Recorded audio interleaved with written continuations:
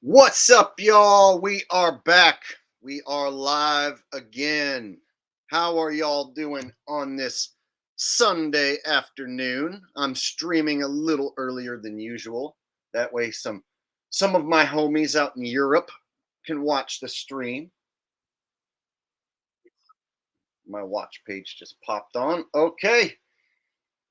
So, Rose says she's going to be missing the stream today. Well, that's rare, Rose. You don't usually miss the stream. You must have something planned today. Yeah, usually because I'm in the Pacific time zone, and I like to stay up late, and I like to sleep in. I usually don't start my streams until way later in the afternoon, 5, 6 p.m. my time. And by that time, everyone in Europe is asleep. So basically, right now, I'm on the fringe of Europe's bedtime. Basically, it's like midnight over there for a lot of my watchers in Europe. So it's early enough where those who are staying up late can catch a stream, like Q and Fee here, for example, in Amsterdam. What's up, Q and Fee? Yes, I shaved nice and fresh just for you, not anyone else, not even myself. For you, bro. Just kidding. It wasn't for you. Alex Dimitru says, hi, Jake. Hi, Alex.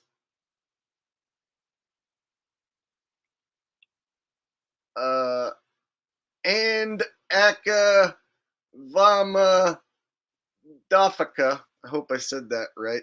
I probably didn't. Says, thanks, Jake. You're welcome. To all my European supporters. Glad you guys have made it tonight. All right. I have a fun stream planned, fun topics. At least I think so. So it was like a week ago. It was claimed that a piece of the space station broke off and smashed through some guy's home in Florida.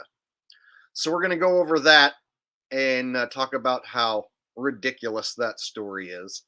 And then I thought we would transition into a movie trailer review. There's going to be a movie coming out called Fly Me to the Moon. I don't know if you guys have seen the preview, the movie trailer, but yeah, it's supposed to come out in summer, I think July, and it's supposed to talk about aspects of faking the moon landing. And I have an idea what they're going to do with the movie. They're making it out like they're going to reveal the moon landings are fake in the movie trailer. It's almost as if they're going to release a movie and basically come clean that they faked the moon landings.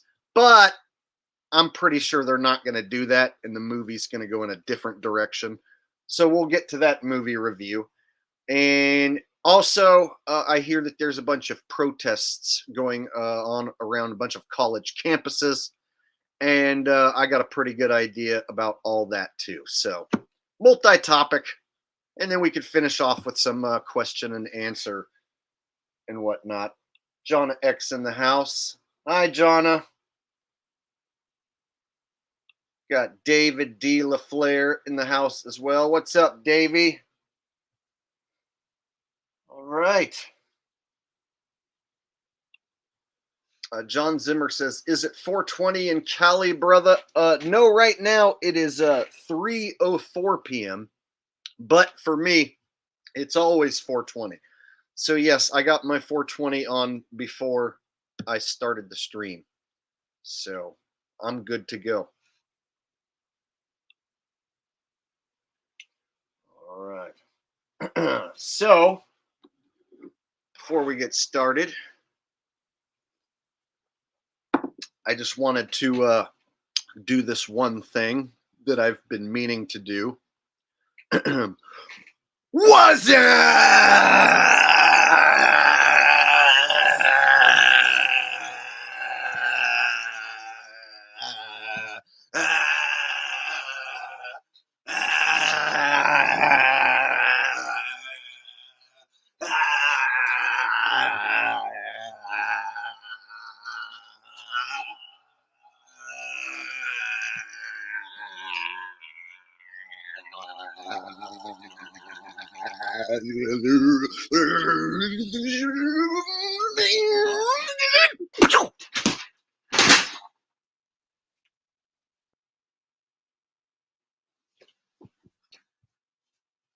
What the hell just happened?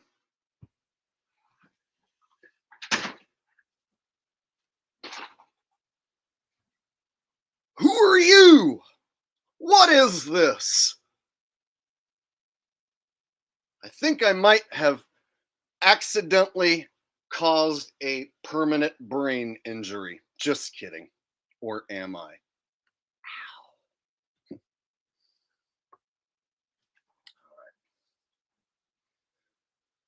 Whew. All right. That felt good, actually. I needed to get that out of my system.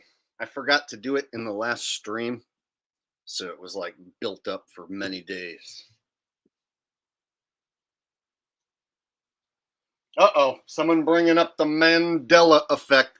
Here's the thing that it's named after didn't affect me. I didn't remember Nelson Mandela dying way back a long time ago. I remember when he died, the time that he actually died. So the thing that it's named after didn't affect me. The thing I don't like about Mandela effect is it's like, oh, how about this? Have you heard of this one? Nah, that one doesn't affect me. Well, how about Bernstein, huh? Nah. How about Luke, I am your father? No, I am your father. Maybe. See? Reality shifted. It's like you just have to find one that somebody doesn't quite remember and then they're Mandela affected. But if they don't remember the one that you're talking about, then you just go, and then you try again. That's what that's the lame thing about Mandela is it's like there's a 1,000 of them now, right? And the one that it's named after didn't affect me. So how am I supposed to take that serious? And I can explain some of them that people swear are Mandela effects, and I can totally explain them. So some of them people are just misremembering shit, and it's easy to prove. That's another reason I'm not a big Mandela guy. All right. Jordan Daniel says Mandela effect is simply a phenomenon caused by how human memory works. Something like that, yes. But there's also people on the internet, swearing that reality has shifted.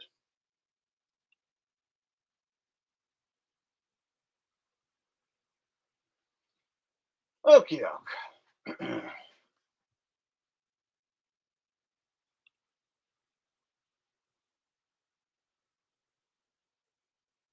I think I just spotted a troll comment. Jake in his government sponsored office providing us controlled opposition. Oh, really? The government sponsors? Can you prove that? Do you have a shred of evidence to back that up, Mr. David Kritzer? No, you don't. You're just making shit up, and now you're banned. That's how quick it happens. Don't do it. I pay for this office out of my own pocket every month. And I run a YouTube channel that makes enough to pay for this office. So, put two and two together. I fund this office. Donations come to through this channel, through these live streams that pay for this office. You guys help me pay for this office, actually. It's actually funded by you guys and YouTube. All right. Oh, I don't let the trolls troll. You see how quick I bounce them?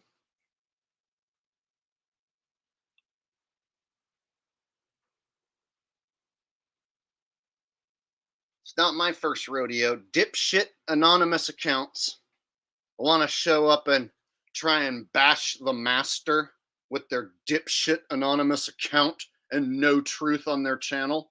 Oh.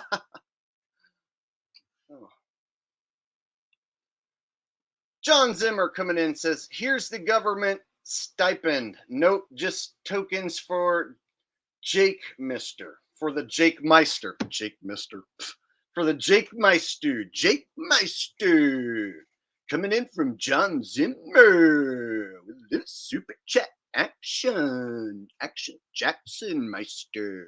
All right, sorry, and thank you. I appreciate the super chat. Very kind of you, John Zimmer, getting us started. John Zimmer is helping to pay for my office here. John, do you work for the government? I hope not. John, if you work for the government, then you're going to make that one guy who came in here and tried to troll me actually right. So you better not work for the government. All right.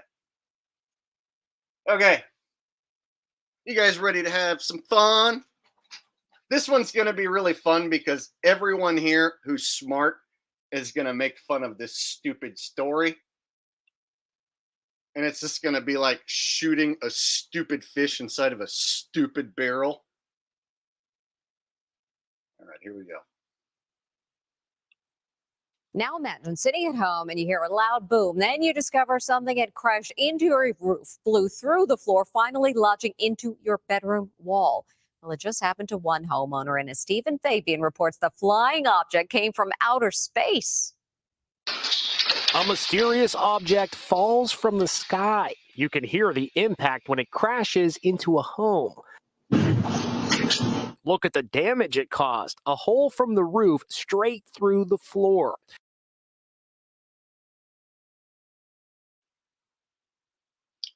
Okay. An object from outer space went through the roof. Oh, and they have the noise recorded. They just happen to have the noise recorded. They don't have a recording of it smashing through the roof, obviously. Otherwise, they would have played it. But they got the noise, man. They captured the noise. Can noises be faked? Yes. Is that really simple to fake? Yes. What else do we got? We got a hole. We're looking at a hole. Can you punch a hole into anything and then say, oh, look, this was someone's house? Yeah, pretty easy to punch a hole anywhere and be like, this was some guy's house. All right, let's continue. It's either space junk or space meteorite. It's 50-50. So what? It's either space junk or a space meteorite. 50-50. Literally can't be anything else. Only two answers that it could possibly be. Flip a coin, space junk, meteorite. That's it. It has to come from outer space. Zero chance a hole in someone's roof happens any other way than outer space junk or space meteorite. Case concluded. News said so. What was it? Turns out it was space junk from the International Space Station. What are the odds? A metal object careening 250 miles from outer space back down to Earth to its point of impact in Naples, Florida. Homeowner Alejandro Otero says it's a miracle that no one was injured. His son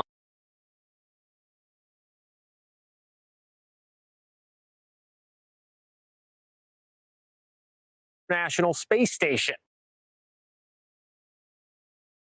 Space junk from the International Space Station. What are the odds? A metal object careening 250 miles from outer space. Let me finish that thought. What are the odds? What are the odds a piece of the International Space Station breaks loose? It doesn't stay in orbit with the space station.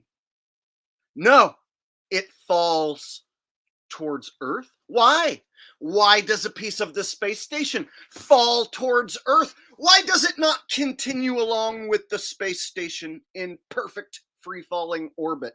You know, the space station, it's free-falling all the time, and it stays perfectly in the same spot always while it's free-falling, you know, right? Because it's floating, it's falling, and it's floating. The space station doesn't come crashing into Earth.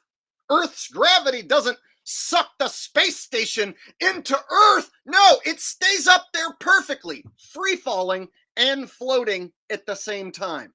But the space junk, it breaks off and it somehow gets sucked back towards Earth. By what? Gravity? Well, what caused the space junk to go downward and not just hang along with the space station and continue going around the Earth? Well, you know, gravity works in magical, mysterious ways. Shut up, Jake. It fell towards the Earth. Okay, I'm with you. This one piece of junk somehow went towards the Earth. Okay, so then it burnt up in the atmosphere? No! It didn't burn up in the atmosphere, even though that's what they claim, is that shit gets burnt up in the atmosphere. This thing didn't. No. And they say the Earth is covered in like 70% water, but it didn't land out in the middle of the ocean. And it didn't land out in the middle of nowhere, you know, out in Siberia, out in the middle of nowhere. It didn't crash through some African person's teepee or hut or whatever the hell they live in Zimbabwe. It didn't crash in fucking Zimbabwe, did it? No, they would have a hard time telling people the story if it crashed in Zimbabwe and nobody was there to let NASA know. No, guess what, guys? Guess what? It crashed in the United States, where NASA's headquarters are. You know, our space corporation here in America, right, is NASA. It landed in America and just so happened to be close enough to a NASA launching site out in Florida that they could send some officials over and verify that for sure it came from the space station. Can you believe that? So not only did it break away from the space station, head towards Earth, not get burnt up, make its way to America, it landed in someone's house. And NASA officials were able to drive over and look at it. Oh, yes, this came from the space station. I can totally tell. Let's put this on the news. It'll be a fantastic story. What are the odds? See how ridiculous it sounds? See how ridiculous it sounds now?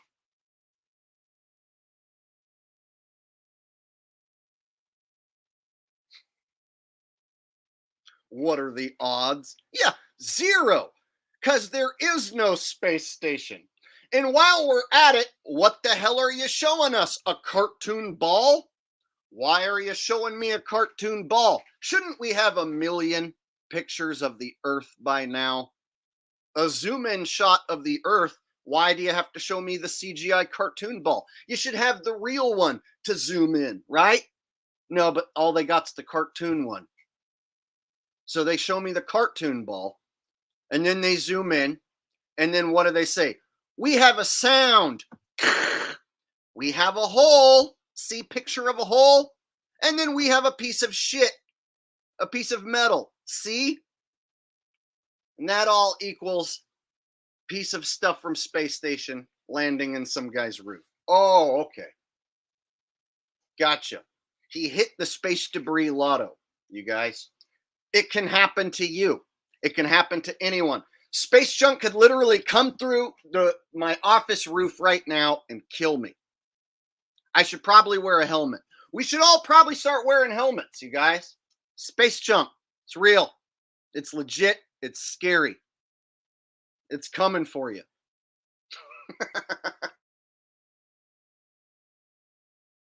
Space back down to Earth to its point of impact in Naples, Florida.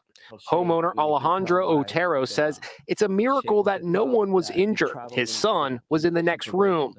The space junk, it narrowly missed your son. I was so grateful that it didn't hit him. The metal chunk. It narrowly missed hitting his son.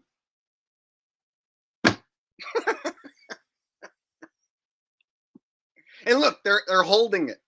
Clearly, that's a piece of space station. I know lots about science, you guys. I studied science in school, and clearly I recognize that is indeed a piece of the space station right there. Don't even have to go research it any further. I can just tell.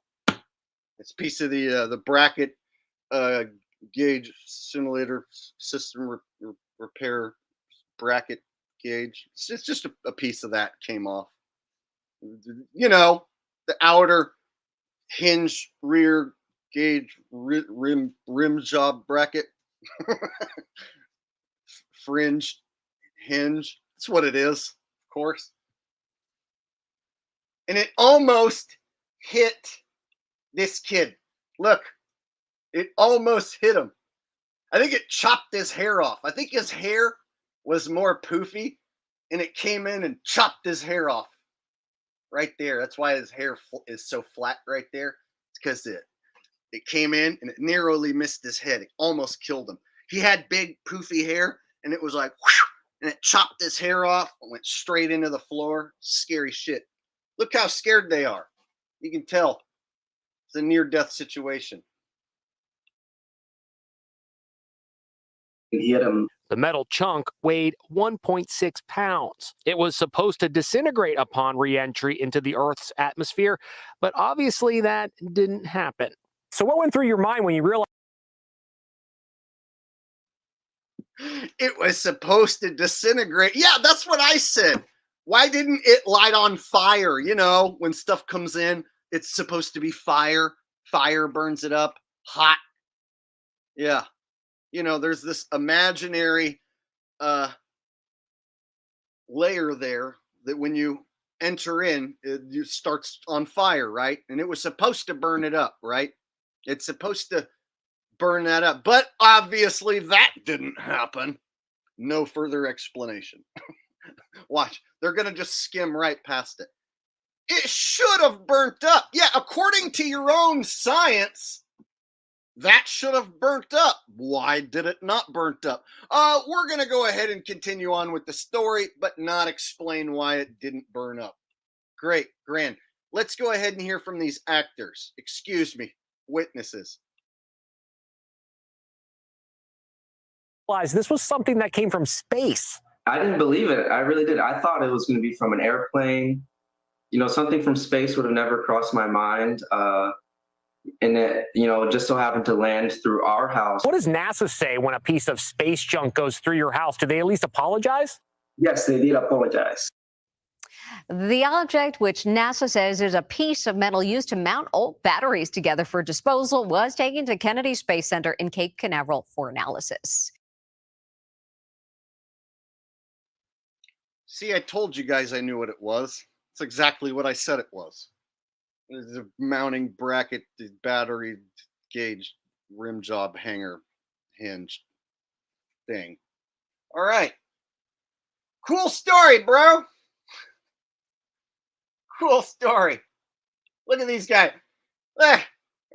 Smiles. Perfect smile on this perfect kid's perfect face, right?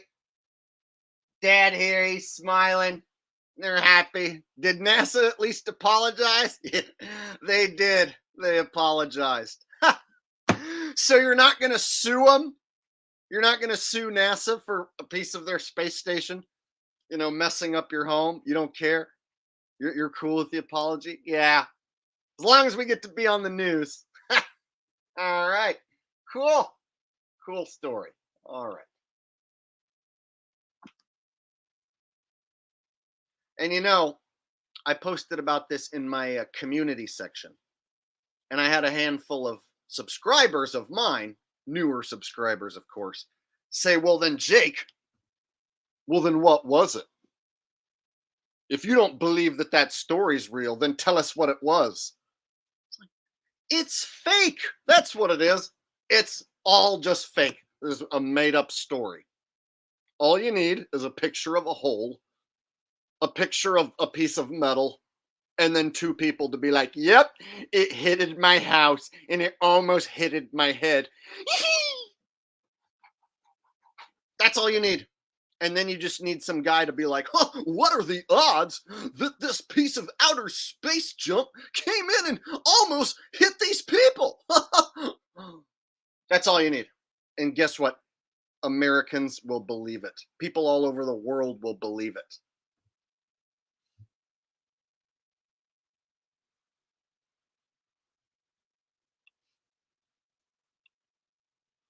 All right.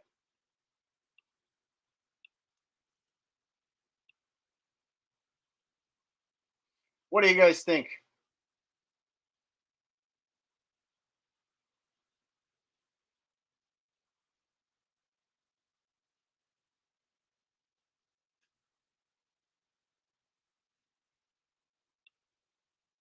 Two JM says his dumbass hair had gravitational force that attracted the random piece of metal that flew out of that dude's hand and Tommy Boy at the factory. What? That's an interesting comment. Okay.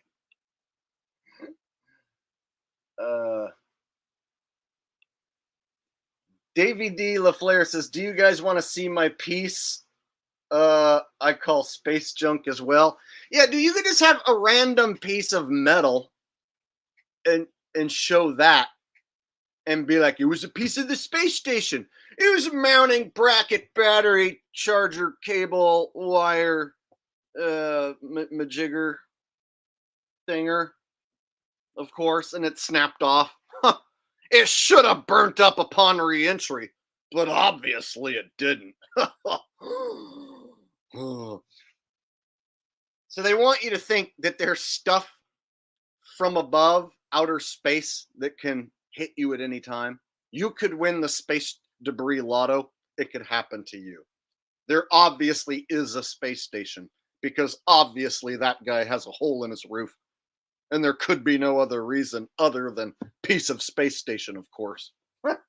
It's such a ridiculous story, but 99% of everyone who heard that believes it at face value.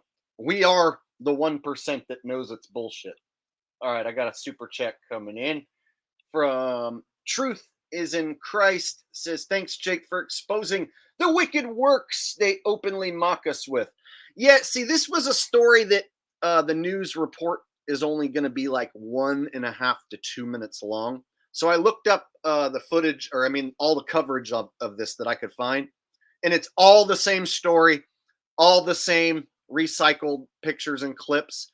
And it's like you're only going to get a minute. A few of the news reports on it were less than a minute.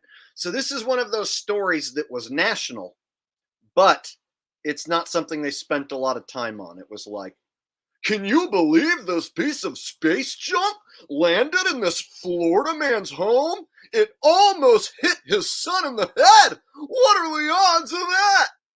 Yep, see? Here's a piece of metal. I mean, literally, that's how quick this, and then they go on to the next story. And see, it's just enough to keep people thinking, well, I hope that don't happen to me.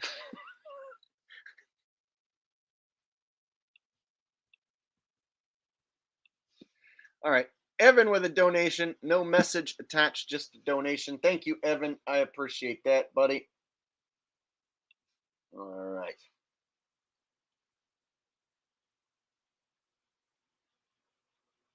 So most of you guys know that something like that is just fake. There is no International Space Station. So there isn't any possible space junk floating up there. Now, something falling off of an airplane, yeah, that could happen. So if they were to come out and just be like, oops, this was an accident that fell off of an airplane. But then if it was real, people would want to sue. If they were like, oh, this is a piece of a Delta airplane, then you'd be like, well, I'm going to sue Delta's ass off. I have a hole in my damn roof. That's going to cost like $100,000 to fix or whatever. I don't know. However much it would cost to fix hole go in your roof and through your floor.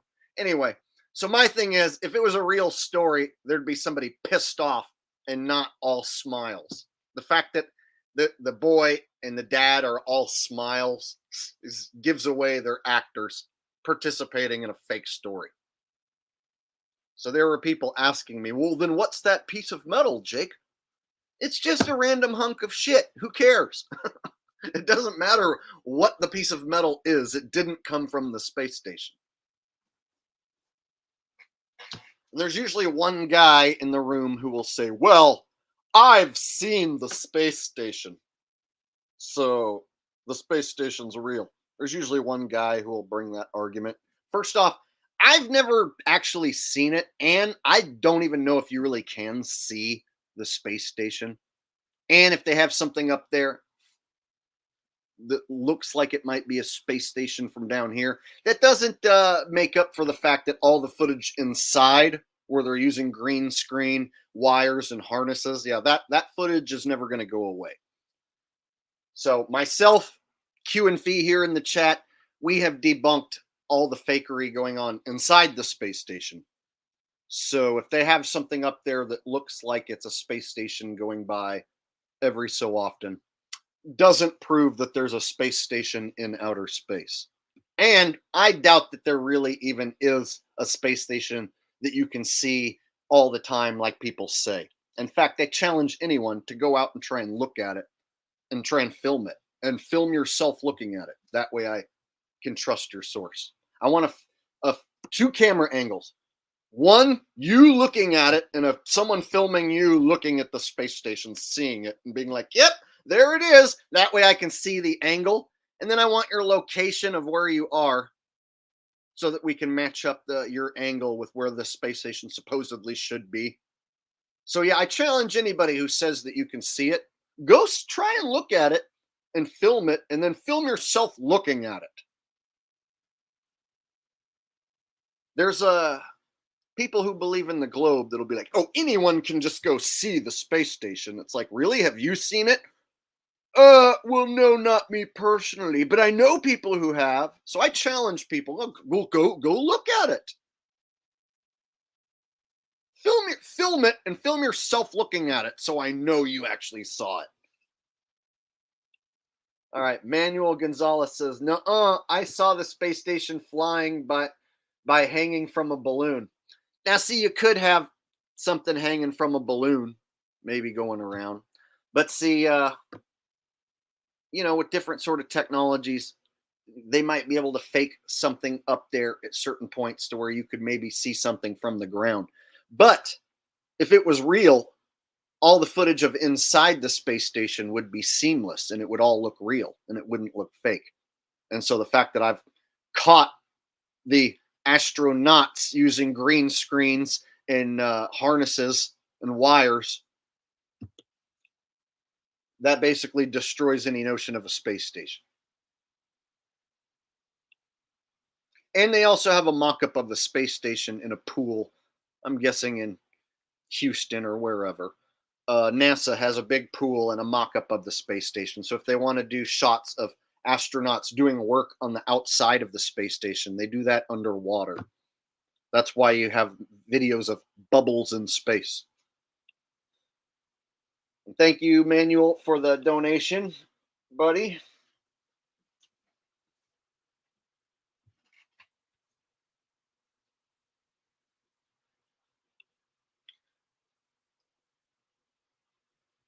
All right. So NASA continues to fake the space station to this day. And it's just ridiculous. I mean, to this day, they're still putting on this front. Watch, I'll show you guys like one of the most recent ones that I haven't even watched it yet. And we'll just, and they always are doing, it's always the same stuff. Look, NASA astronaut discusses life in space. Dude, we already have heard what life is like in space for 30 years, man. The space station's been up there over 20 years. So we have already heard for decades what life is like. All those questions have been asked and answered over and over again. But guess what?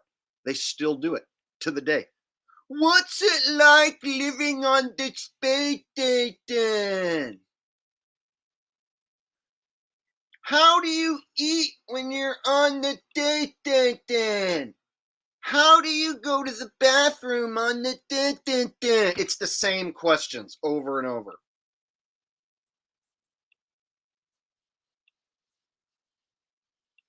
Oh, I'm not sharing my screen. My bad. I meant to be sharing my screen. See, look, this is up to the date. They're still doing this. Look, NASA astronaut discusses life in space. They have to continue this day in and day out, answering the same questions that have already been answered. We know. You told us that you have a machine that sucks the poop out of your butt. We know. We know you have all your food in little baggies.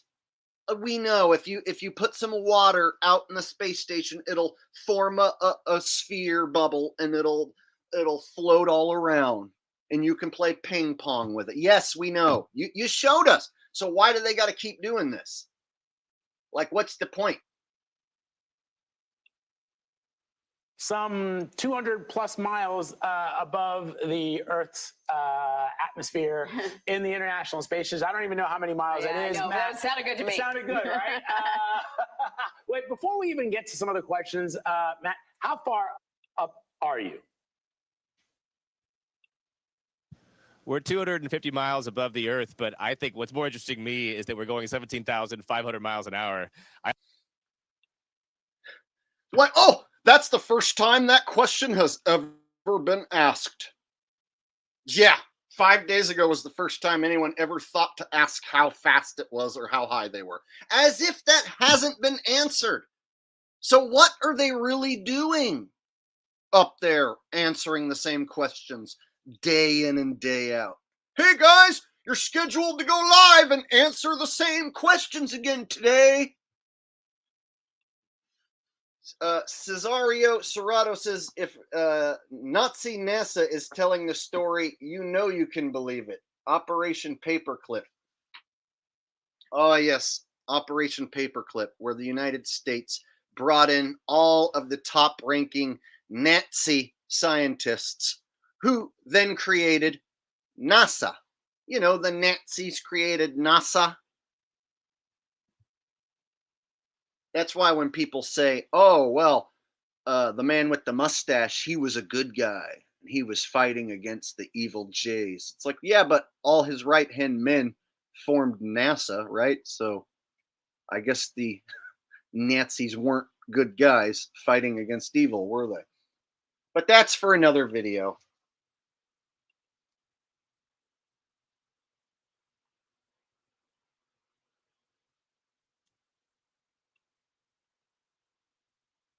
I got another super chat coming in from Paul Halo Cat. Says, Jake, I'm glad I caught your show. Space station is complete bull crap. My thing is, I feel like more people should know that the space station is just super fake and stupid, and more people should call it out. And do you know if enough people called it out as being fake and made a big stink about it?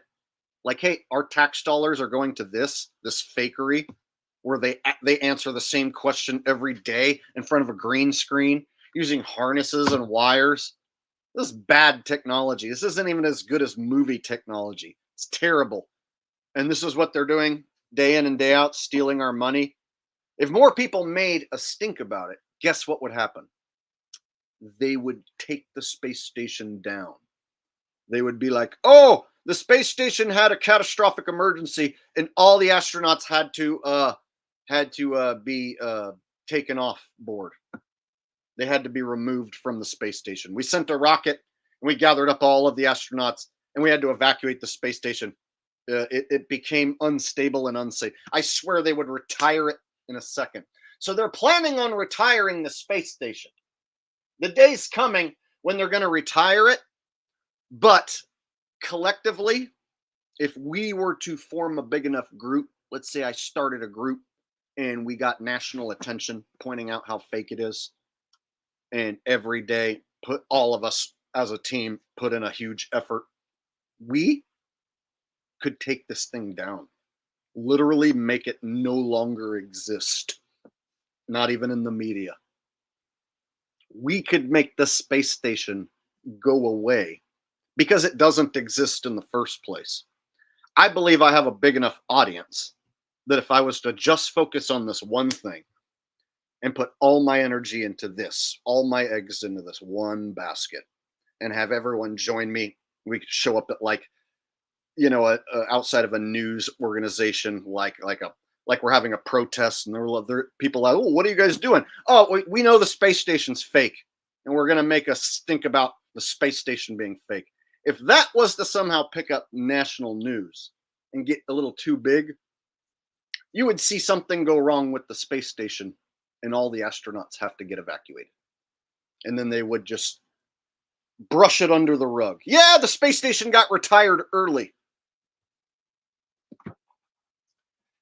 I truly believe if I was a thorn in the side of the NFL and caused the NFL to have to do damage control on behalf of me, one man, I truly believe that enough people could be assembled, and if enough people made a stink about it, if enough people made videos, shared my videos, and talked about it, the damn thing would no longer exist.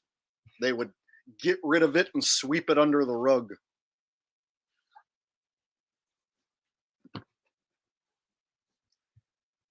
But they still have to put on this front every day.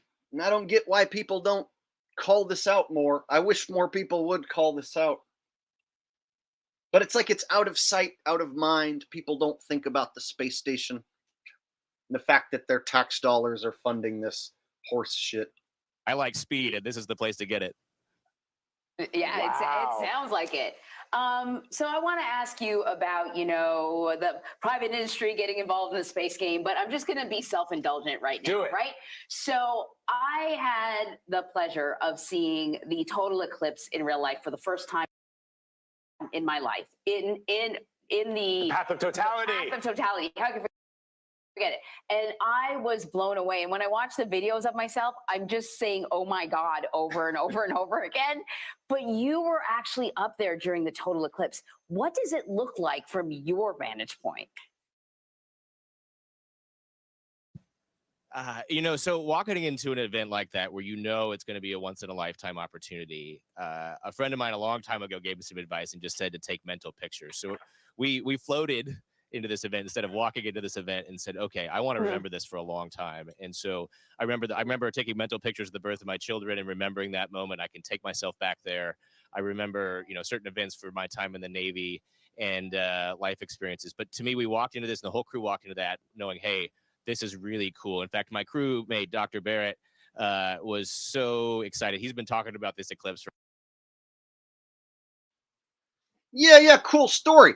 Where's the video? Did you guys not take a video of this awesome, amazing thing that you saw from the space station? No, we're not going to get to see any video of the eclipse from the space station. No. God, see, they're up there just answering these questions day in and day out. So if you believe that there's a space station, if you believe that what we're looking at on screen is real and that I'm just a crazy cuckoo conspiracy theorist, you have to believe that that man's job is to answer the same questions that were already answered 20 years ago, basically. Hey, what's it like up there? Oh, it's crazy. You float around and you almost get sick at first, but then you get used to it. And then like 10 years later, what's it like up there? Oh, you float around. So in 10 more years, like, that's where we're just going to keep asking, what is it like up there? So eventually they're going to have to retire this space station and create a new, cool, fancier one. And then guess what they're going to do? What's it like on the new, cool, fancy space station? Oh, it's cool. It's neat. It's better than the old one. See, look at this floating object. Oh, isn't it cool? That's their job. That's the scientific work. You have to go to school for like 28 years to become a NASA astronaut. You have to be the best of the best. And then when you get there, they're like, how do you go poo-poo up there? Well, we have a vacuum that we put to our butt, and then it sucks the poo out of our butt. And it's really magical. And then we have a machine that sucks the pee right out of our body, and then it turns it into drinking water. And we drink our own pee-pee. And it's quite tasty and lovely. That's what you do. You went to school all those years so that you could hang out in a tin box and explain what it's like to have poop sucked out of your butt? Man, I wish I could be an astronaut too. Like the whole thing is just ridiculous. Like the best men and women who worked their ass off their whole life and got the best grades, and these are the smartest, best candidates. What do you do? How do you go to sleep up there? Well, we sleep in a crib, and we have to be tied down so we don't float away, and we have to have pads on our head so that we don't bump our head in our crib. Oh, how do you go poo-poo? Well, that's it. That's all they do is just answer questions like that. And then when you see them working outside the space station, they're never really doing anything that you can actually like see them accomplishing something. It's like they'll have something in their hand and they'll be fumbling with something. So you'll see them outside the space station working on something. That's when they're in the pool underwater. And they're usually just fumbling around with something. You never actually see them accomplish the job and be like, there, I installed a new section of the space station and got it prepped and ready for electrical installation. Right? No.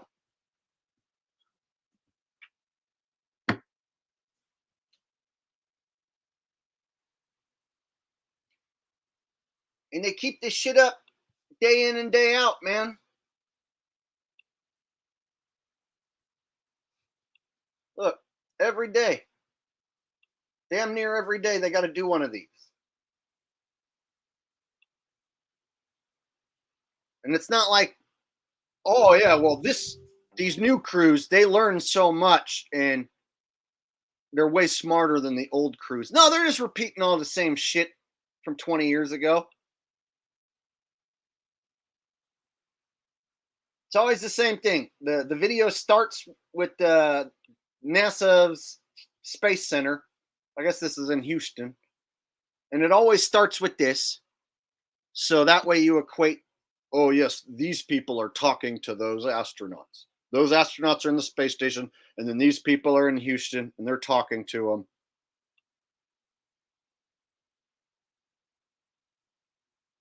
A great ride up here. It's a great little spaceship. But that was our commute to work. And really, the focus of our mission is here on the ISS. And over a period of about 6 months to conduct the research, the tasks before us to maintain the station, upgrade it, and to do a few spacewalks. Their mission is to maintain the space station. Right? Our mission is to answer the same questions. We took a rocket up here. It was a nice ride. And our mission is to maintain that we're on a mission in the space station, is our mission. We got to maintain the illusion that we're on the space station, is our mission. Cesario Serrato says, the astronaut said, take a mental picture. Where are the windows? If they could see the eclipse, they would have real proof. Yeah, dude, they just showed us a video. If it was as amazing and breathtaking as they say, come at us with the video. You never see like an astronaut with an iPhone filming. You know what I mean? I guess those aren't allowed.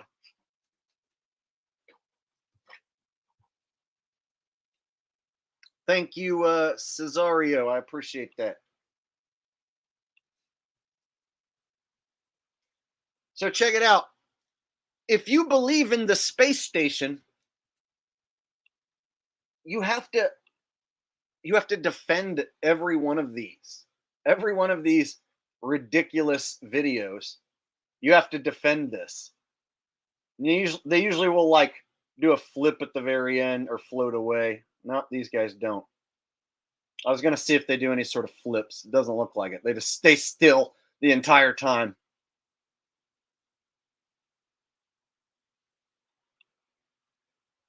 All right.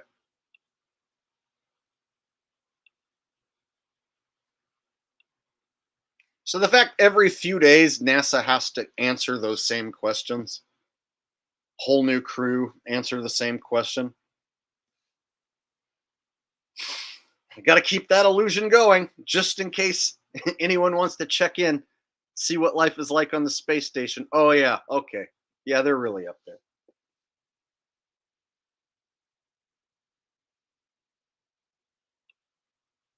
I've done like 4 or 5 different videos on the space station. So I have some old videos from like 2018, 19, 2021. I made several. And so I show some of the best mess ups on the space station as far as harness mess ups and screw ups, green screen glitches, you name it. I found it. I showed it. All right.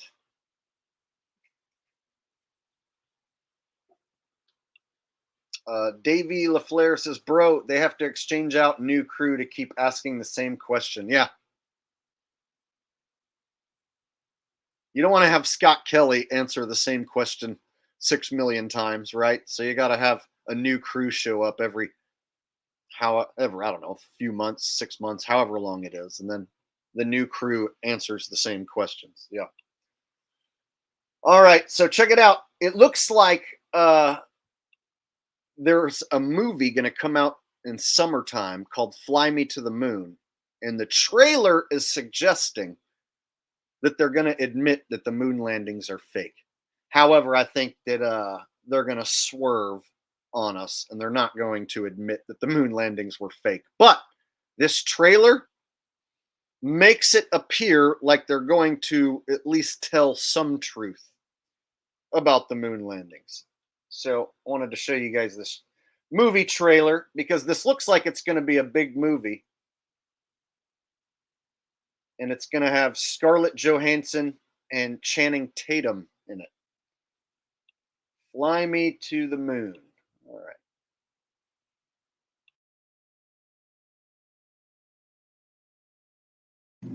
Hey, Joe. Evening, Cole. Miss, you're on fire. Very original. No, I do not want to stop, drop, and roll with you. No, your book is on fire. Oh my God. Alcohol and flames. They like each other. Cold days. Kelly Jones. Public support for the moon mission is rock bottom. Every day, something is breaking.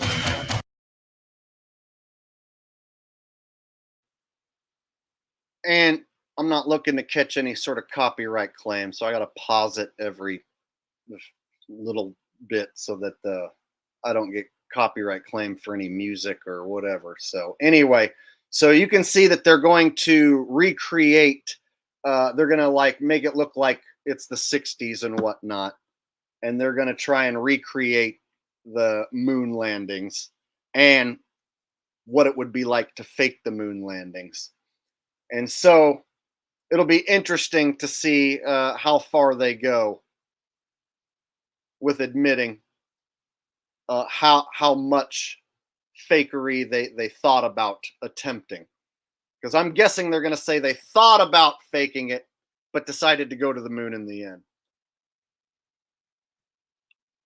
All right, Kelly Christine says, reality is all hologram based on belief.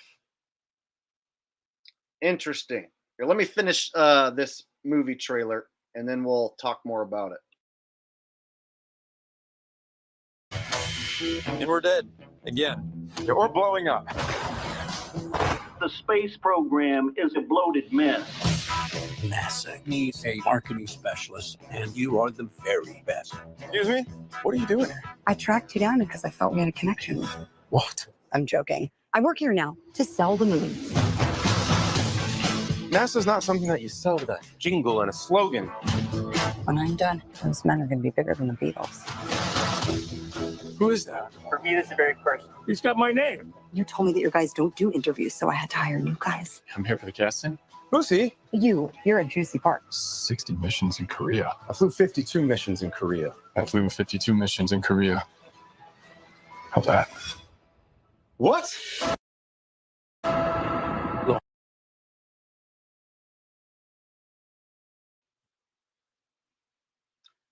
All right, so you can see that they're going to discuss the possibility of faking the moon landing. And you can see they already showed in the trailer here how NASA had problems testing out this equipment. So they had issues testing out the lander and stuff like that. So just here in the preview, real quick through little snippets, they showed, NASA was having issues and they were going to have to sell this thing to America. And so they hired this chick who's going to be played by Scarlett Johansson to sell the moon landings to America.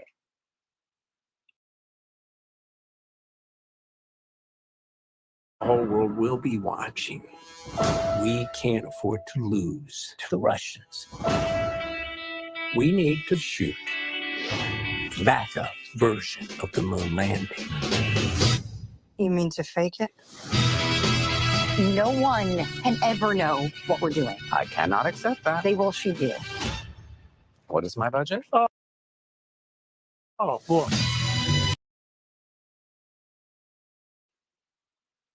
All right, so see, when I first saw this trailer, I thought, are they really going to reveal that the moon landings were faked?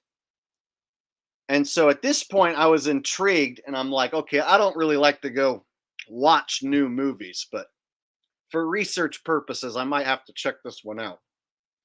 So at first I was thinking, okay, is this going to be some way where they like reveal that the moon landings were fake? But the more I thought about it, I'm like, no, they're going to probably make it out like they planned on faking it, but then instead decided, let's go for it. And instead they decided to go to the moon, and then they totally went. And so I'm thinking that this movie's going to be about how they attempted to fake it, but it's too hard to fake. So they decided to just do the real thing. I'm guessing that's what's going to be, what the movie's going to actually be. I know a lot more about the moon than I know about you. Give me go, no go for launch. If you fake this mission, every single thing that we have sacrificed will have been for nothing. You know you couldn't have made it to this day without me. 4, 3, 2, 1. And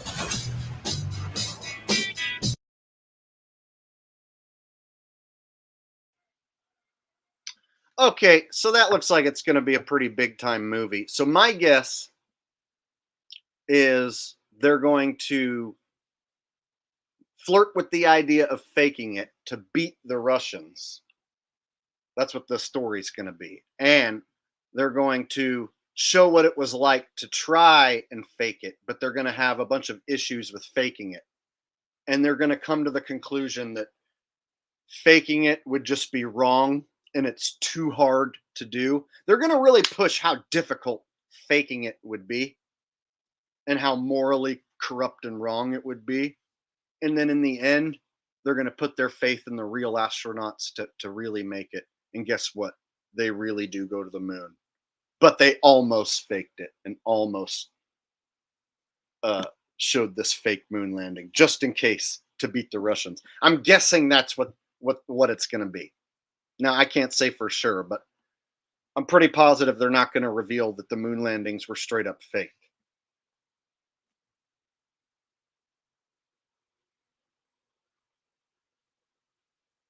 So the story of beating the Russians is ridiculous. And the reason is the Russians would have seen that the moon landing is fake like all of us saw that it's fake. And they would have came out and debunked the fake moon landings and the notion of fake space travel from NASA.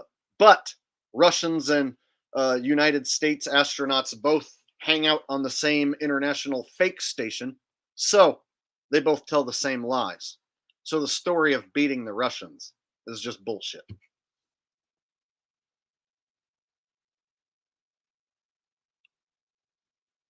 So, movie hasn't came out yet.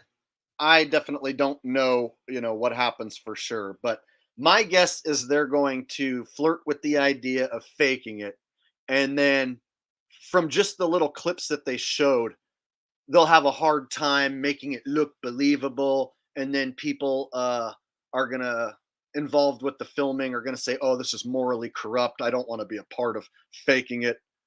I won't be able to sleep at night if I fake it." They're gonna make it out like how people working on this don't want to fake it, and they just want to do it for real, man.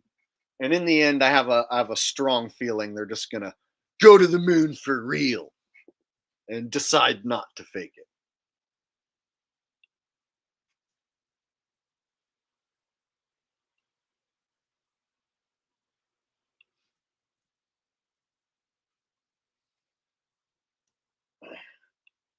Yeah, it's damage control, and it's like they're teasing the reveal. So I think they know that they can get the conspiracy theorists to watch this one. Like, oh, anyone who thinks the moon landing is fake is more likely to watch this movie in hopes that they're going to reveal that it was fake. And so imagine the slap in the face if you go there expecting that they're going to reveal that the moon landings were fake, you know, and completely shot in a studio, only for them to say, "Oh no, it's too hard to fake. So instead, we're going to actually go to the moon." And yay, we made it to the moon, and we decided not to fake it because it was wrong. It would have just been wrong to do that. So that's what they're going to do. They're going to basically probably slap the audience in the face. Anybody who doubts the moon landings and goes to watch that movie is probably going to get smacked in the face at the very end. That's my guess.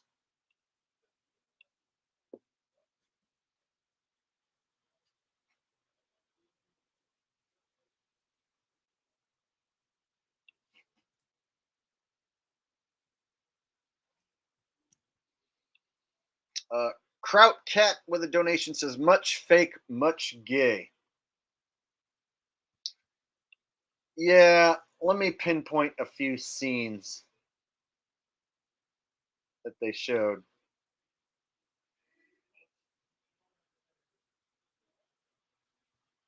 If you fake this mission, every single thing that we have sacrificed will have been for nothing. If you fake this mission, everything that we have sacrificed will have been for nothing. So that's your male lead role, right? And he's delivering this powerful line. If you fake this, everything will have been for nothing. See, that leads me to believe, okay, they're gonna act like they're gonna fake it, but then in the very end, no, we have faith in the American astronauts and we have faith in NASA, so we're just gonna go for it and go to the moon. And hooray, they made it, and it worked out perfectly, so they didn't have to fake it. But they almost thought about doing it to beat the Russians, man.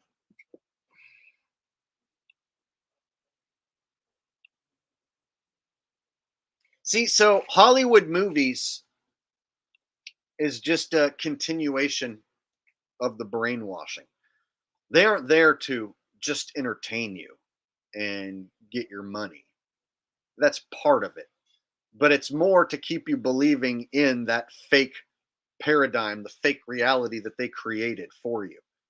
So, in order for you to continue believing in outer space, they not only need stories of space junk falling from the sky into someone's house, no, they also need these actors like Scarlett Johansson and Channing Tatum to do these movies where they make it out like they're going to admit the moon landing's fake. And then at the very end, swerve, nope, we did go to the moon. USA, USA, USA. All you conspiracy theorists, see, you were wrong. They totally went to the moon. They thought about faking it, but they didn't because that would have been morally wrong, says Channing Tatum.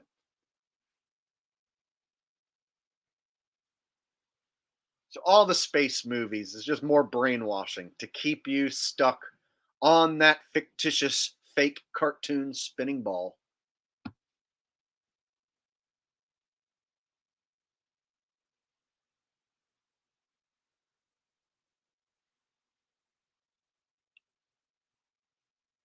Never a straight answer says it's called revelation of the method, but in this case, even that is a lie.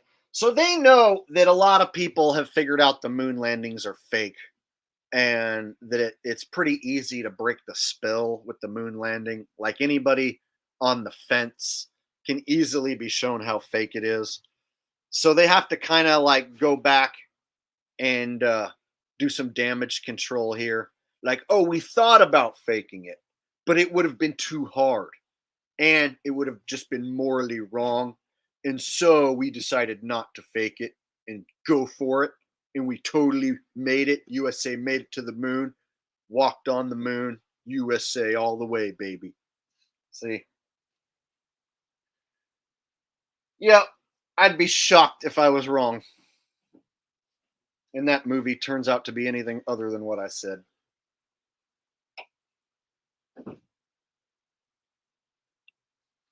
Q and Fee says so-called defense costs way more than the space crap. They pick us from all sides. Yeah, they're taking our money for all sorts of stuff, and you can tell it's all just a big bunch of lies. And so I just wish more people would jump on the space is fake train. I wish more people were outraged about it. I guess to me, it's like it's so easy to see through. Like the moon landing is so fake. The space station is so fake. The story of space junk crashing through some guy's house, it's so fake. I just feel like more people should be outraged and calling it out. But sadly, no. Like when Elon Musk said he was sending his car into space, I thought, oh, well, this is going to wake up a bunch of people to how fake space is. But no, that slipped right on by the sheeple. Car in space didn't wake up millions of people like I thought it would. I thought for sure millions of people are going to snap out of it when they see a fake ass car in space. Yeah, whatever happened to that car? Yeah, they stopped talking about it. They were saying that it was going to go to Mars, right? They're going to have the car just go slamming to Mars. But then there were people like, well, won't that contaminate Mars? You don't want to contaminate Mars. It might have bacteria on the car and it could just mess up and contaminate the surface of Mars, right? So then they're like, oh, no, no, no. It's not on a trajectory to Mars. It's not. It's just floating away. No one talks about the space car anymore.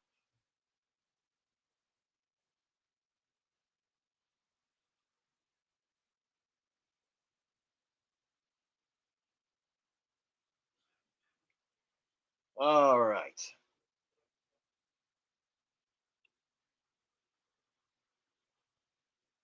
That's where we got the phrase, it looks so fake, it must be, that's how you know it's real, from Elon Musk, of course. And we like to say it the other way. It looks so real, that's how you know it's fake, right?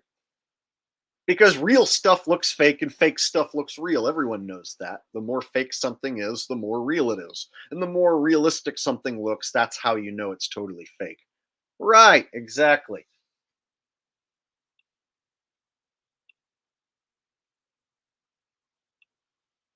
Krautcat says, what about Elon's guy and car floating around? Oh, yeah, the dummy. And then the story is that ground control to Major Tom is playing on a loop. Such a stupid story. But you know, sheeple will believe anything. So their brain is designed to be like, oh, that's so cool. Elon Musk is so dope. He's like so rich that for kicks, for shits and giggles, he sent a cherry red roadster Tesla out to space with a spaceman dummy inside and then playing on a loop on the stereo, ground control to Major Tom. Isn't that so cool and so dope that he has so much money and so much time on his hands that he decided to do that for shits and giggles? So cool, so dope, bruh. Yeah. Who are these people who think that that's cool and dope, bruh? Meanwhile, The rational guy with the stupid hat is like, yeah, that's fake as fuck. And people have the audacity to say, I'm the crazy one. The rational one who says, yeah, that's stupid. A car in space, yeah, that's fake as fuck. Well, what's fake about it? How could that possibly be faked? What reason would Elon Musk have to fake such a thing? You gotta love the people who ask, what reason is there to fake that? Like they can't do any sort of thinking on their own. And they need you to spoon feed them the reason why people lie. There's no reason why they would fake the moon landing. What reason would there be? People still have the audacity to say, Jake, you think the earth is flat, but there's not any reason to lie about that. What's the point of lying about the earth not being a globe? Can you give me a reason why? Gotta love those questions. Why do people lie?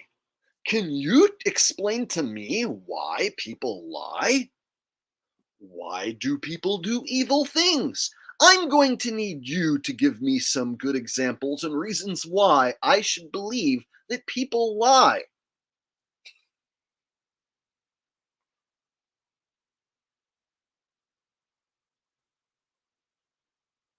Yeah, that's like my dad's favorite thing to do is just ask why, and then he thinks he's so fucking clever. Those people who go, yeah, but why? What's the point?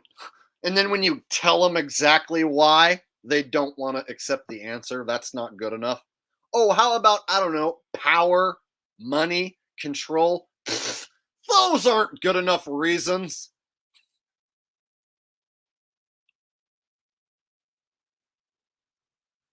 The people asking why are never satisfied with the answer.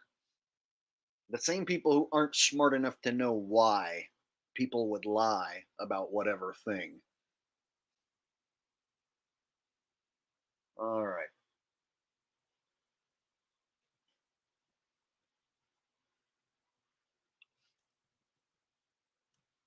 Some guy said I think they should send OJ's Bronco to space. Yeah. Bro, if Elon Musk sent OJ's on TV, sent OJ's Bronco to space, as long as like there was some sort of TV involvement and it was on TV and made official on the news, people would believe it. A stupid story like OJ's Bronco going to space, as long as you had a rich celebrity's name attached to it, right? Jeff Bezos bought OJ Simpson's Bronco and decided to launch it to space for shits and giggles. If as long as it was on the news, that would be enough for 99% of people to believe it. And I would be the crazy cuckoo conspiracy theorist wearing my tinfoil hat who would be like, dude, this is fake. There's no Bronco in outer space. I would be the 1% of those crazy cuckoos calling it fake. Yeah. Gotta love it. That's the world I live in. Or if Jeff Bezos claimed OJ Simpson's Bronco was sent to space, I would be the 1% or less who would be like, that's fake. Everyone else, 99% of everyone, would totally buy that. All right. Krautcat says, to make you think you're insignificant and that there's no God, you are your own God. We are just random space dust and meaningless. It's evil. So the tale that we're told of a big bang randomly exploding, and there's millions and bazillions and sextillions of suns and planets, and the universe just goes on and on and on forever, and you are just a speck of nothingness, just a tiny insignificant speck. Yes, that is to make you feel as though you are insignificant. Your life doesn't matter, and you're just a tiny insignificant nothing in a fraction of time and space, and you don't matter at all. Exactly. That's part of the reason why they invented that whole story, is to keep you feeling powerless and your life being meaningless. It is pure evil. And when you break through and you figure out outer space is fake, so therefore the globe isn't real and the earth isn't what you were told, once you break through those barriers, then stuff starts to snap into place like, oh, that's why they lied about all this. I see. To keep control over all of us low-level slaves, keep us believing in the wrong thing. That way we never figure out what the right thing is. We're always stuck arguing and battling amongst ourselves while the rich get richer and the poor get poorer.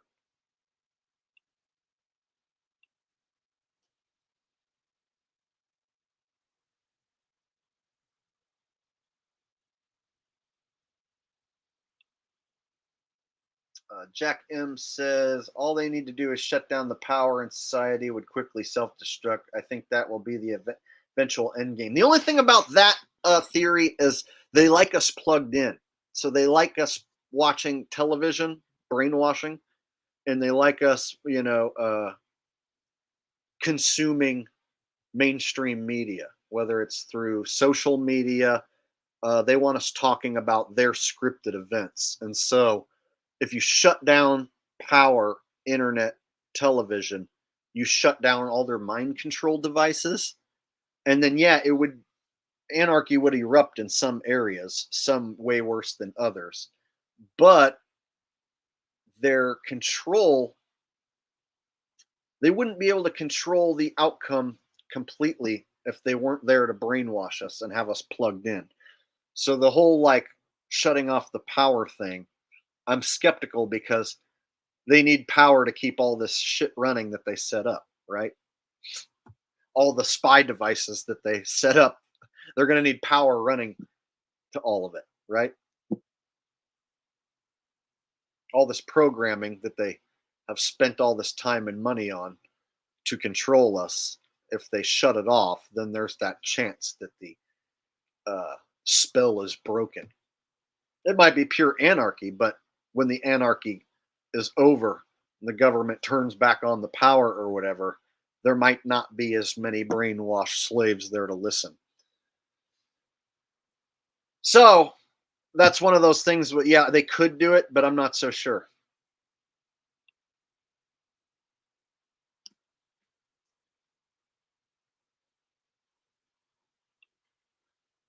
It's almost like we live in a giant Truman Show, and the stage is a lot bigger, and there's only a small amount of us who know that we're Trumans and that we're in the Truman Show, but we're surrounded by a majority of NPC characters who don't know they're in the Truman Show.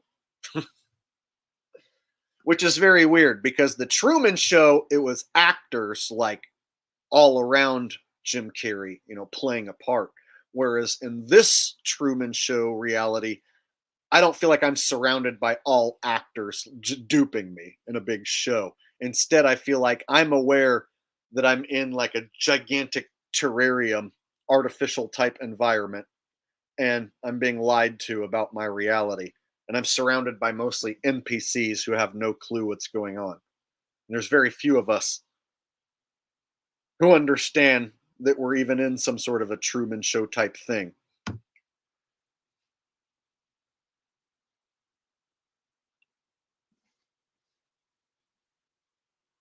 So I feel like this could be some sort of like artificial realm combined with organic material. So perhaps we are some sort of gigantic science experiment of the creator. I don't know who or what created this place. I don't pretend to know. I don't pretend to be an expert on such things that nobody can really know for sure. So when I look up in the sky, I see stuff that is unexplainable and magical.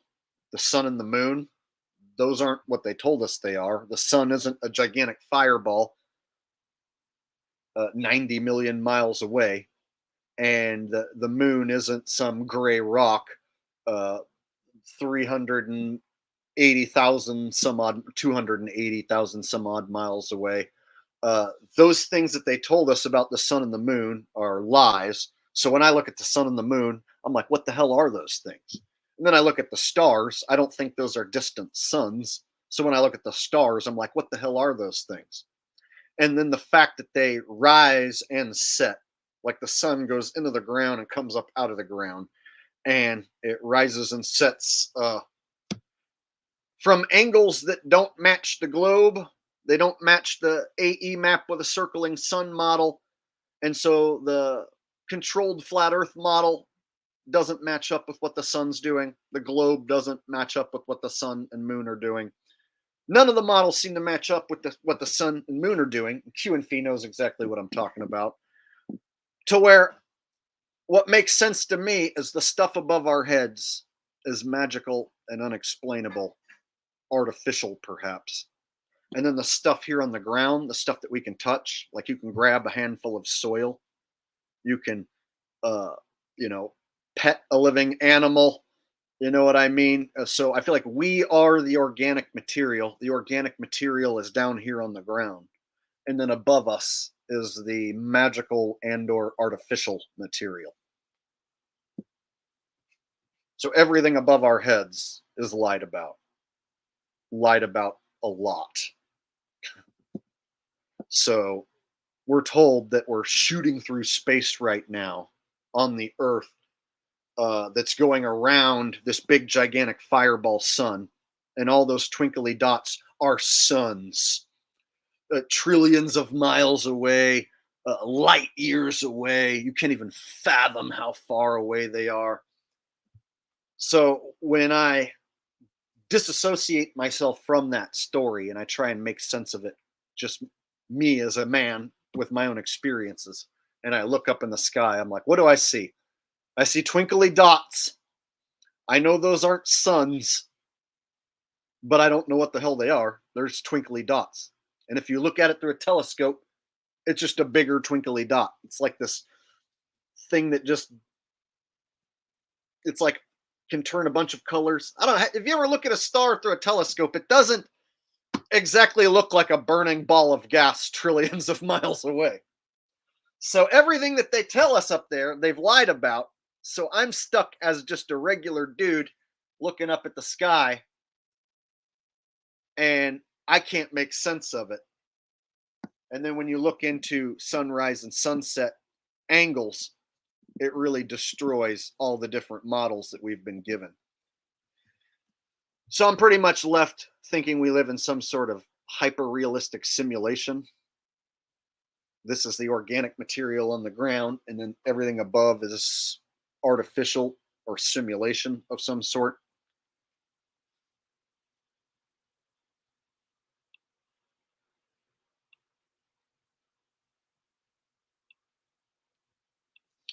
JL says, I just remembered the movie Interstellar did say the moon landing was staged. It was a big movie.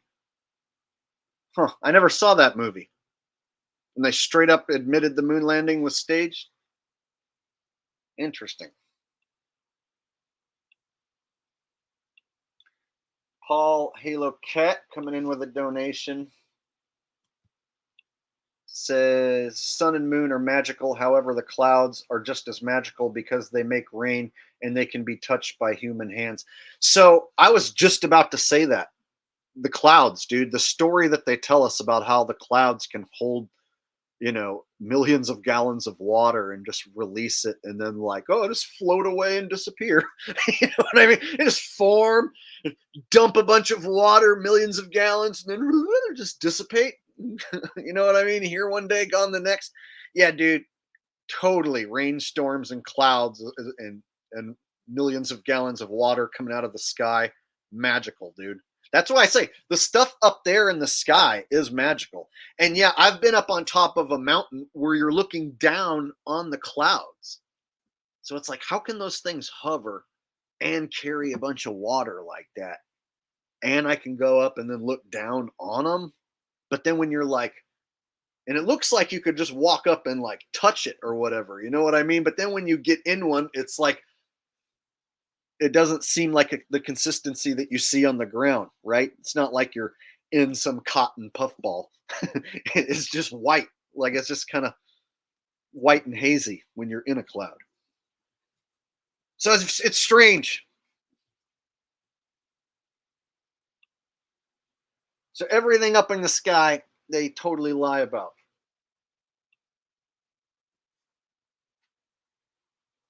You go up to the top of Mount Rushmore and it's frigid and cold, meaning the higher you get, the colder it gets. But then they have you believe that stuff from outer space, when it comes into our atmosphere, catches on fire and burns up on re-entry. So space junk should catch on fire and get burnt up. But when you go to the top of Mount Rushmore, it's frigid and cold and you can die. So when you go up high, it gets cold. But when you come in from outer space, it's fire and burning. Right?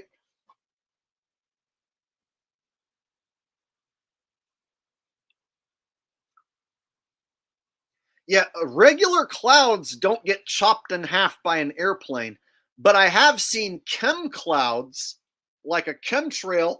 I've seen a plane fly through that and leave a black streak. Have you guys ever seen the it looks like a black chemtrail and it's usually laid down over the top or going through the side of another trail? It's really weird. It almost looks like a shadow of a trail. But I've never seen it happen with a regular cloud. So you never see a regular puffy cloud get like chopped in half by an airplane. You don't see an airplane go through it and like drag pieces of the cloud stringing along with it.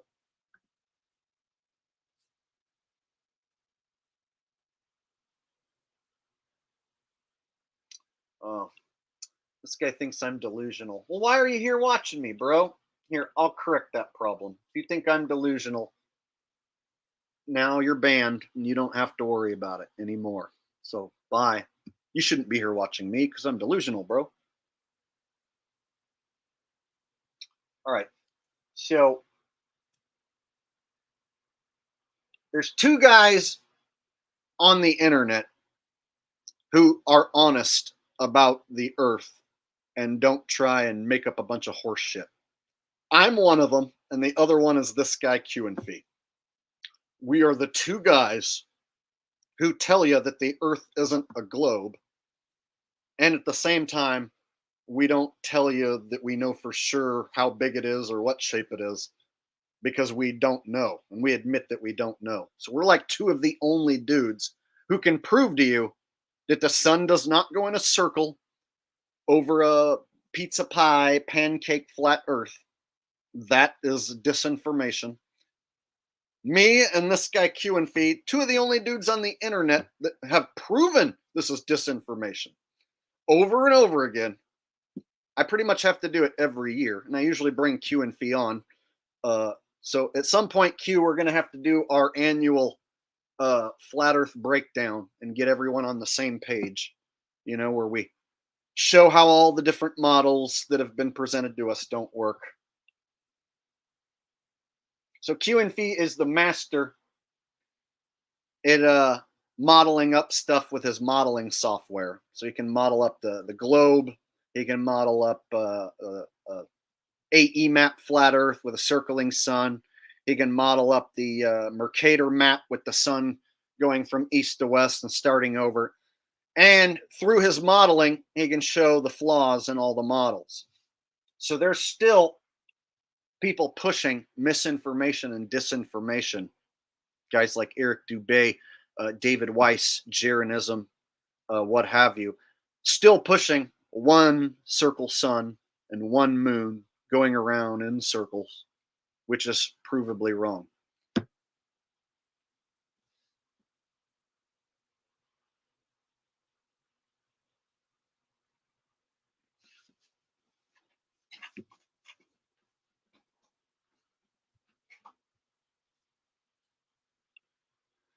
I've had a few run-ins with Bro Sanchez.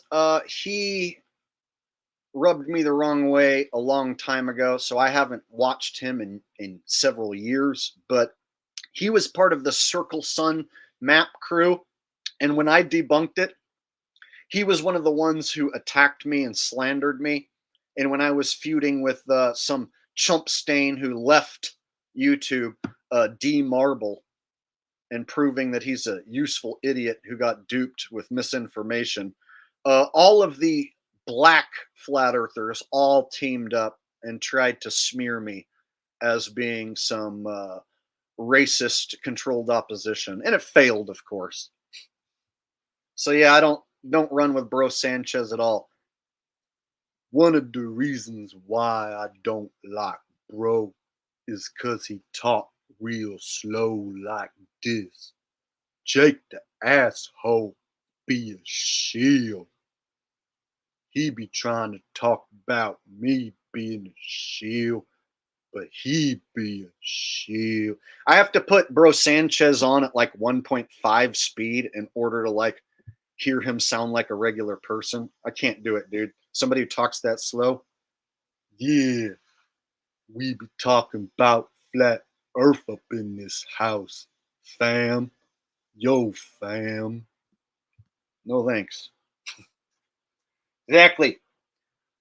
Literally, the only two guys on the internet that I know of that put out good flat earth info without pushing disinformation is myself and Q and Fee. And that's it. That's pretty much the only two guys. I don't know. Can you think of anyone else, Q, besides me and you that don't push a bunch of bullshit, you know, like extra pieces of land or moon maps with extra pieces of land and or circling suns or Pac-Man suns? Miguel Parra with a donation. Thank you very much, Miguel. I appreciate that, buddy. Thank you. Eric Dubé has been reading the same script since 2014. He lulls his viewers into a trance by telling you that the earth is flat, and that is that. The sun and the moon go around in a circle on the Tropic of Capricorn and the Tropic of Cancer. And they go around in a circle all year long. No, they don't. It's provably wrong. On the equinox, the sun rises from the east and it sets to the west for everyone. You can't do that with one sun. Spin one sun around on the equator, on the equinox, and then explain how somebody at the tip of South America, way down next to Antarctica, is going to see the sun rise directly from the east and set directly from the west. It's impossible. Q and I have shown that a shitload of times, and still people still push Dubé like he's some sort of guru.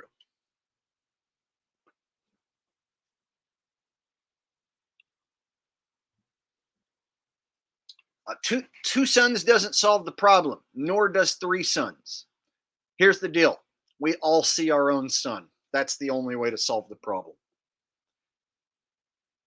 The only way you can solve the issue with the sunrise and the sunset is that we all see our own sun. How can we all see our own sun? It must mean we live in some sort of simulation or something. It's like we all have our own personal dome, and we all see our own sunrise and sunset. The sun does not travel away from you like the fake flat earthers tell you, the shill flat earthers. No, it goes up and it goes down, just like you see it. And the sunset and sunrise angles don't match one sun. And you can't fix it with two suns, and you can't fix it with three suns. If you have a million observers looking at the sun, different places in the world on the equinox, and they all see the sun rise directly from the east, that means you're going to need a million suns. So we all see our own sun. And that means we don't live in a regular realm like we're told. It ain't a pizza pie with one sun and a dome and an ice wall. It ain't that either. And it ain't a globe. So what the hell is this place? I don't know. Still trying to figure that out. Don't know if I'll ever be able to.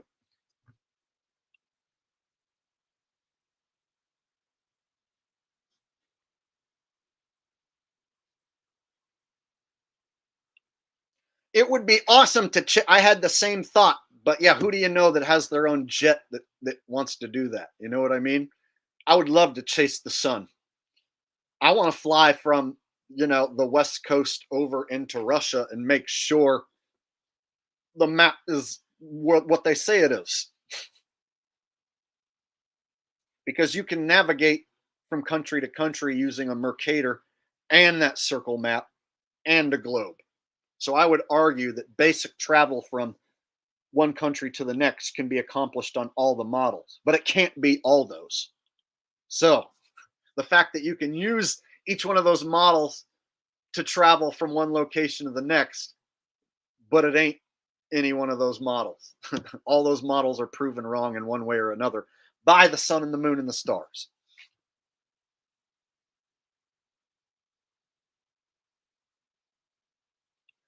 And nobody has proven the dome. So people like to talk about the dome, but nobody personally is like, look, I found it. Look, here it is. See, that's the dome. I'm going to go hit it with a hammer and try and break a piece off, and then we're going to analyze it and see what the dome's made out of. Now, nobody has a piece of the dome. Nobody's proven the dome. I know people like the Bible, and it feels good to say that the Bible is true and there's a dome and it's one sun and one moon. It works perfect, just like my Bible says. So I know people like that stuff, but here's the deal. No one's proven dome. No one's proven 360 ice wall. No one's proven any of it yet. Not to my satisfaction. But Jake, did you see that video of the rocket that went up and punk? Yeah, I don't trust that either. Video of the rocket supposedly hitting the dome, punk, but it didn't get destroyed or damaged.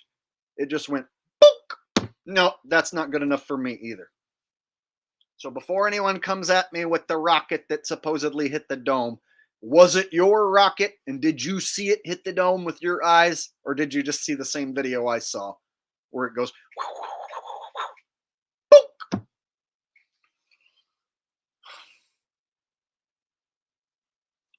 Here's the thing, Andy.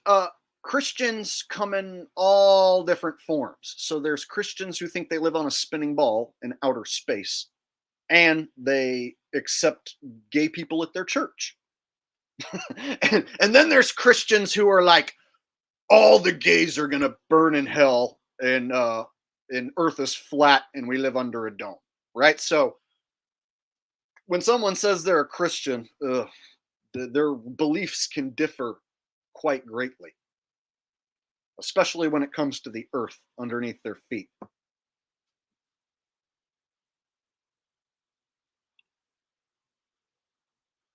My opinion of the fake Mars rovers. They're fake.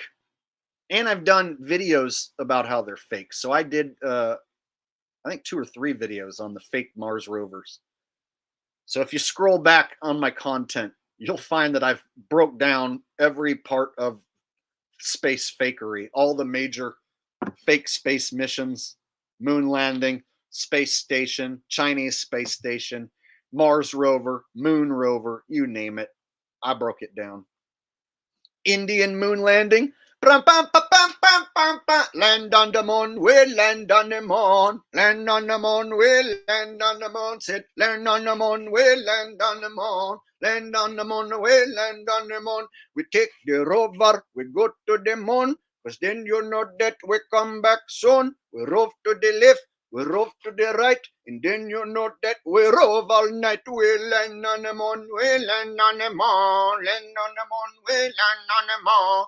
Land on the moon, we land on the moon. And then you know that we come back soon. We rove up at top, we rove down low. We rove because we got to some place to go. We like to rove all over the town. We rove until there is no one else around. And we land on the moon and land on the moon. All right, sorry, got carried away.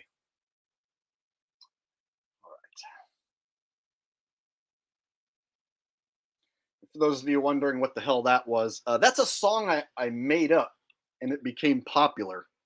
So when India did their fake moon landing, I made up that song, and it was such a hit that people still request it today. I've even been told I should make a professional version of that song. All right. It's like Jamaican Indian, exactly.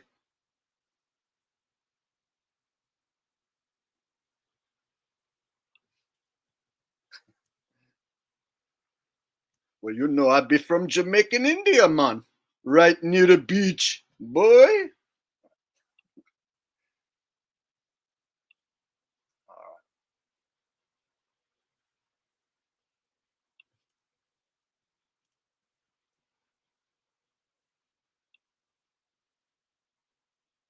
Q and Fee says, I wanted to make a Jake mix with Indian music.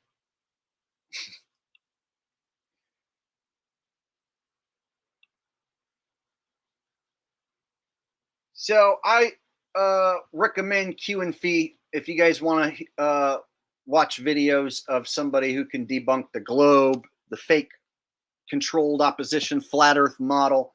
Q and Fee is the man. Here, I'll give him a shout out. We'll check out his channel real quick. He's over in Amsterdam watching right now. It's getting late over there. Here's Q and Fee's main channel. And he likes to debunk these globe cucks like Fight the Flat Earth Craig and all these chumps. So check out Q and Fee. He does good work.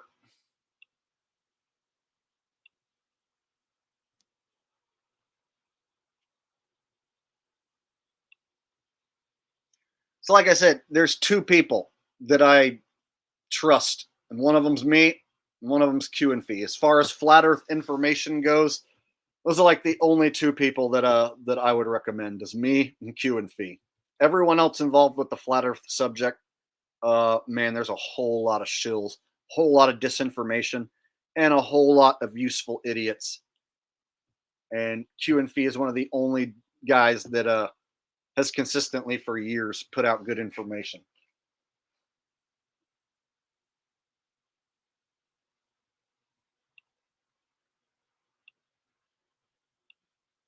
Yeah, Andy, see, Q and Fee and I, we reached the point where we can't prove exactly how big this place is, how far it goes, because we're stuck in our own little countries.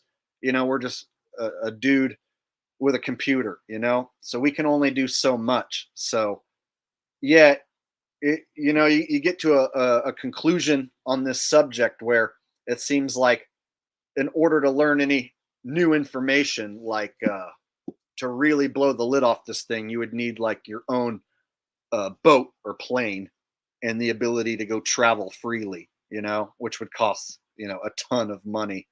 And you would need a crew and all the right equipment and stuff. So the fact that none of us can just go explore freely with a boat or a plane, it really hinders any chance of there being any sort of, you know, big discovery.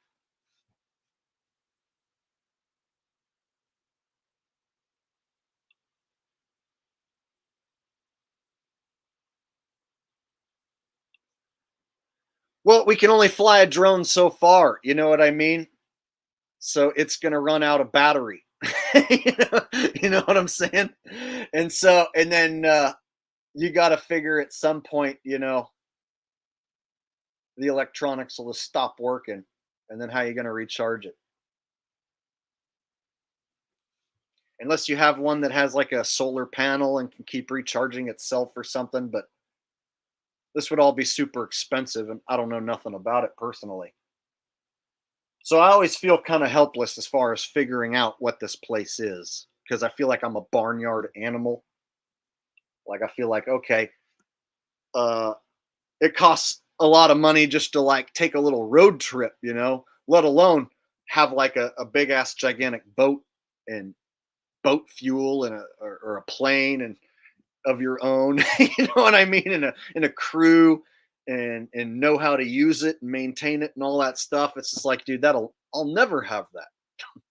I'll never have a big ass boat in my own plane. I'll never get to be able to go exploring. I'll never get to figure it out, and that sucks. So it feels like I'm stuck here in this office. I can get on the internet. I can prove shit that's wrong. You know, I can prove that it's not a globe. There's not one sun going around in a circle over a pancake flat Earth. I can prove that, but what is it? What is the sun? What is the moon? How the hell does this place work? How big is it? Are there extra pieces of land? I'm stuck not knowing, and it sucks because there's pretty much no way to figure it out. Evan says, Jake, we got to meet up in Vegas. I need to shadow you playing slots and learn your magic. You know, I'm considering selling that information. So, yeah. I was thinking of going to Vegas again soon before it gets really hot. This is like the best month to go is late April, early May. Early May, it's still like in the 80s and doesn't get super duper wicked hot. But yeah, I was thinking of going back out there. I did a meetup in Las Vegas, God, like 5 years ago or so, 4 or 5 years ago. And I had probably 10 people show up. It was cool. Greg Cleveland said, what is your opinion of Hibbler and his work? Excellent production, total shill. 100% runs with the shills. I have a saying, it goes, shills of a feather flock together. So you'll usually see one shill connected to another shill, connected to another shill. And so Hibbler promoted ODD, David Weiss, Eric Dubé, and they all push Circle Sun.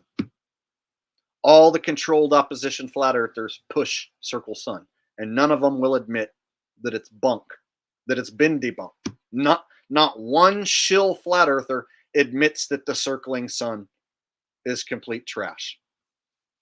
So they all still roll with the circling sun. Oh, and the sun just goes away from you. It comes at you and it goes away from you, and it goes in a circle. And the moon goes in a circle. Oh, and if you walk across the room and you're looking at a picture of the moon, it'll appear to be upside down. But then you just walk across and then it's the other way. No, it's all bullshit that me and QNF have debunked and debunked together. And they still repeat that shit. And you know what happens when you debunk Eric Dubé? He has handlers who copy and paste a big book of shit to anyone who goes and mentions it to him. And the book of shit always says, everything works exactly like it should. The sun goes up and it appears to go up and go down, but it's due to perspective. And it actually goes around from tropic to tropic and from Capricorn to Tropic of Cancer. So he'll literally repeat that the sun goes in a circle. Even if me and Q and Feed debunk him 100 times, he'll just repeat that it goes in a circle and everything works exactly as it should and as exactly as he says. And if you go over there and say, hey, Jake the asshole debunked you, he has handlers or somebody who copy and pastes the same shit. I've seen him copy and paste the same shit whenever anyone brings up the fact that I or QNF has debunked him. I swear the dude's got handlers who answer questions on his behalf. You know what else he doesn't do? He doesn't go live and do this. When was the last time Eric Dubé went live and answered anyone's questions and talked to you like I do? Never. And he never fucking will. You know why? Because he's a dirty shillbag. But Jake, he's the one that woke me up to the flat earth. I don't give a shit. He's the Alex Jones of flat earth. Controlled opposition. 100%.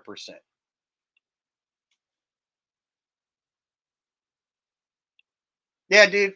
QNF knows exactly what I'm talking about. You can hammer down the sun's location as far as rising and setting and the compass heading. You can like show where the sun's going to rise and where it's going to set, and then do your own experiment and go point a compass at the sun and see where it rises and where it sets. And one sun can't be everywhere at once. And so on the equinox, the sun rises directly from the east and sets directly to the west for everyone. And on the flat earth model, that would mean one sun going around on the equator that's going to have to be rising from the east and setting to the west for everyone. How would that work? Perspective. Oh, there's reflections off of the dome.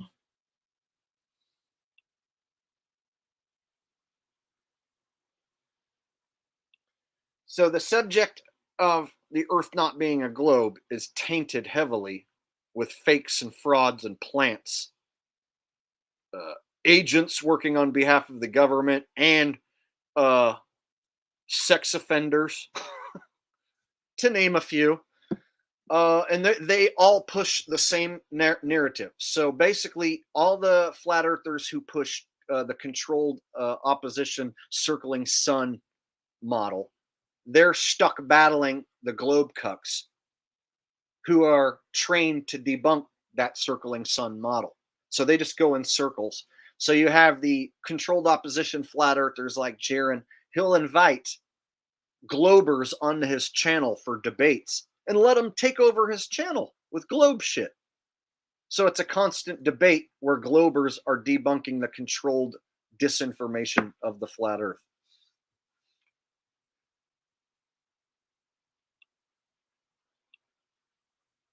Javid, what's up? Or Javid, haven't talked to you in a while, bro. Says, why was ODD TV arrested in October 26th? Oh, drugs. He violated his parole. I think he was on like parole or probation or whatever. And he violated it. He got caught speeding and he had opioids. And so he went away. He was working with David Weiss just before he stopped making videos. So the last content he made was with David Weiss and Eddie Bravo. Shills. So ODD 100% shill bag. Funny enough, before he got arrested, like just before, he made a video talking shit to me, and he was clearly high out of his mind on several substances. And he couldn't quite string together a coherent sentence. And he was trying to call me a pussy. And he was so messed up that, like, I basically showed the video of how messed up he was and clowned on him for not being able to properly talk shit about me because he was so out of it. In fact, let's just watch the video while I'm talking about it. I'll show you guys what controlled opposition looks like. In fact, let me keep that up on screen.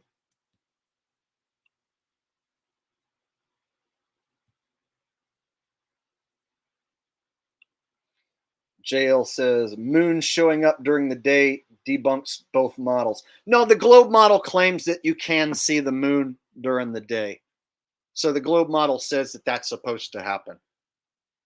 No, a moon going around in a circle on over the flat earth doesn't work either, because we're stuck seeing the same side of the moon. We don't ever get to see the sides of the moon. We don't ever get to see the back end of the moon. And then when you're in Australia, whoop, it's flipped the other way.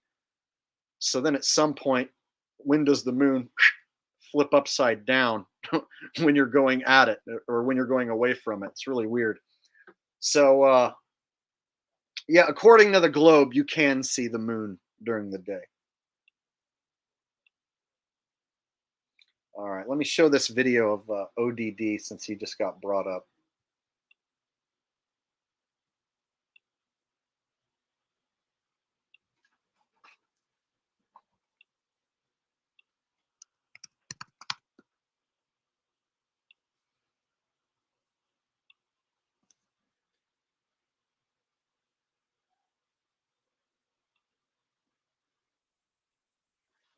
All right. I haven't watched this in a while. Okay, here's ODD trying to call me out. This was like the last thing he did before he got arrested.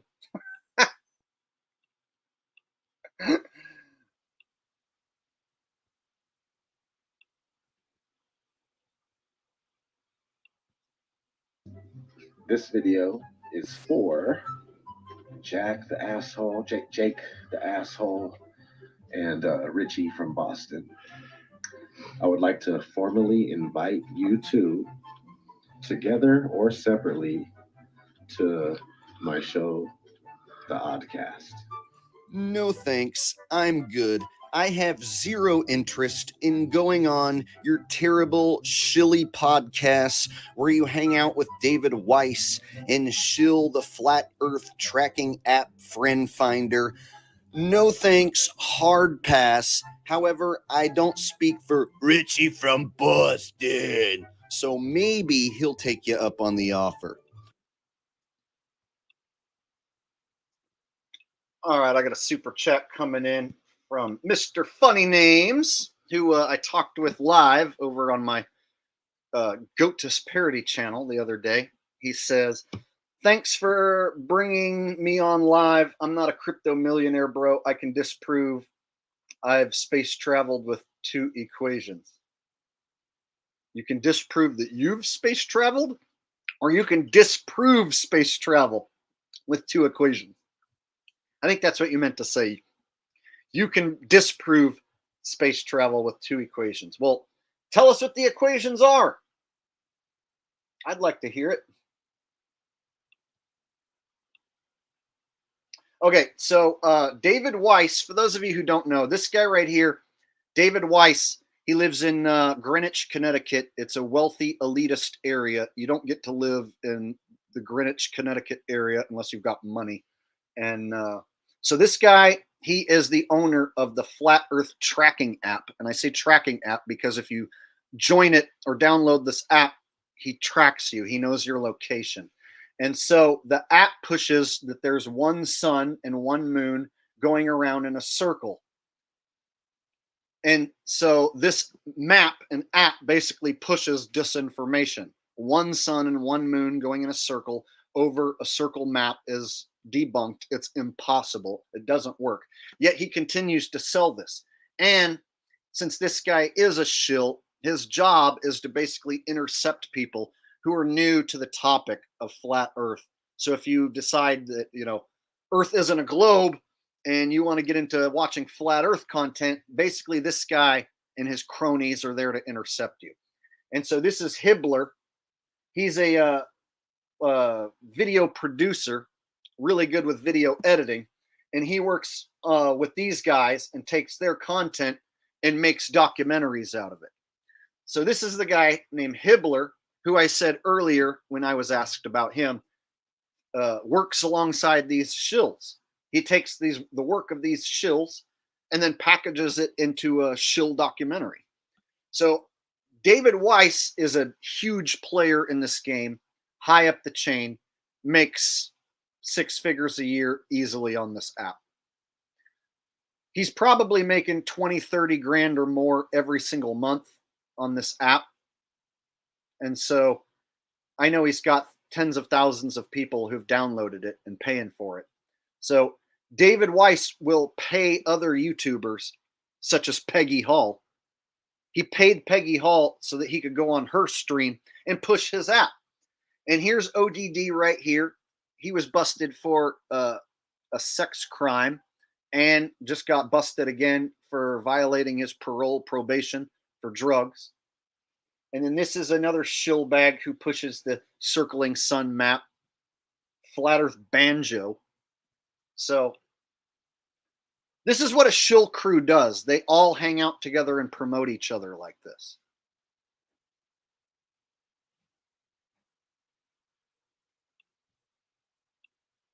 Yeah, the Gleasons isn't too bad if you're not using a circling sun and a circling moon over the top of it.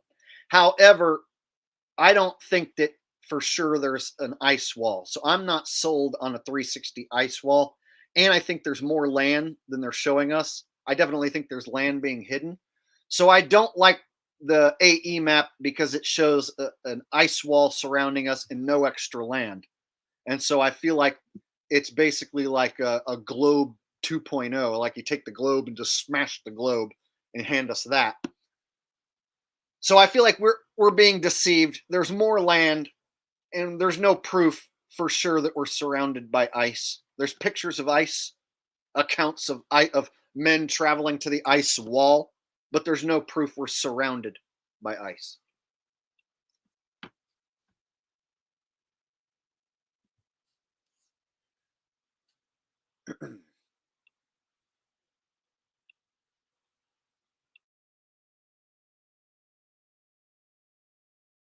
But right now, I hear he's running away from the Chinese drones. You need to get right with God. You need to get under your bed. You need to repent to Jesus. And if you don't get right with God, the Chinese drones are going to fly up your asshole and they're going to shoot you with plasma nuclear grenades. I'd love to hash it out with you two because I hear that we have beef. I find it very strange when I find out that I have beef with somebody that I wasn't aware of months after the beef began. Let me clear up some confusion for you, Mr. ODD Televizzle. We don't have quote-unquote beef. I just think you're a shill and a no-good piece of shit loser. And I saw that you have a podcast where you hang out with another known shitbag, David Weiss, who loves to watch women get beaten and who loves to hang out with sex offenders like you. And so I think your show is absolutely putrid, and I would never go on your terrible podcast. I would never hang out with you or David Weiss. This is not a beef. This is a personal preference because I am a morally upstanding, awesome dude, and you are a pile of shit. So why would I ever want to hang out with you? It smells kind of like pussy. In fact, yeah, this shit smells like butt pussy, butt dick and pussy. Man, that shit smells like 3 dudes in one day pussy. That shit's nasty, man. It smells like it's all good. I have a NuvaRing pussy. Shit smells like vaginal bacteriosis pussy. That shit smells like motherfucking bacterial vaginosis. Bacterial vaginosis.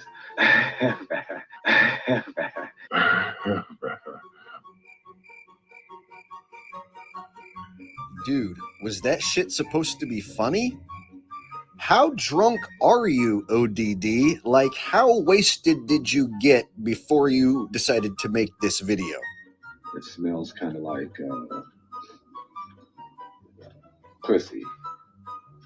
In fact, yeah, this shit smells like butt pussy, butt dick and pussy. Man, that shit smells like 3 dudes in one day pussy. That shit's nasty, man. It smells like it's all good. I have a NuvaRing pussy. Shit smells like vaginal bacteriosis pussy. That shit smells like motherfucking bacterial vaginosis. That shit smells like trichomoniasis pussy. That shit, man, that pussy smells like I wipe from the back to the front pussy. Pussy sauteed in butter and garlic sauce, scrambled pussy and eggs, pussy with meatballs, vaginismus supercalifragilisticvaginosis pussy with liver and onions, pussy a la carte, pussy upside your head, pussy up high, pussy down low, pussy everywhere you go. Where are y'all dudes' balls at, man? Why y'all gonna talk shit about somebody who broke bread with you? Gave you a place to stay, fed you, helped you throw the biggest party you've ever had. Let's get one thing straight here, OD McDrunkyface. I set up my own Flat Earth gathering in Denver, and then you showed up to my Flat Earth gathering. So quit with all this helping me throw the biggest party of my life. I said I was going to be at a place in Denver, and then you showed up. I didn't specifically ask you to help me throw any party. I also never stayed at your place, and I've also never broke, quote unquote, any bread with you. Again, you showed up to my Flat Earth gathering in Denver, and that was the only time I have ever met you. As far as what you've done with Richie from Boston, that's your business. I have no clue what the two of you have done behind closed doors. Last time I talked to you, Richie, you were inviting me to some event you were having that Sunday. We talked on the. All right. So shortly after this video, he got arrested and he ain't been seen since. Yep. Ain't been seen since. I think he's still locked up. All right. Mr. Funny Names with his equation here and a donation says G equals GME divided by what? R2. I don't know if I'm even saying this right, dude. Trying to read your equation to everyone. Yet the force of gravity is inversely proportionally to the distance. Tie a rock to string and spin it around on your finger. Go figure, bro. Haha, love you. I'm taping up with. Dude, trying to make out what you're trying to say here is tough, bro.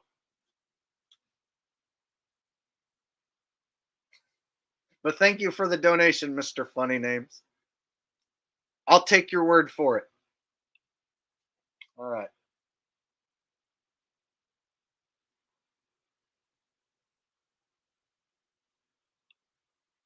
Joshua Dayam says, got arrested? No, more like his cover was blown and had to grow some hair and shave. No, he actually got arrested. In fact, I'll look it up.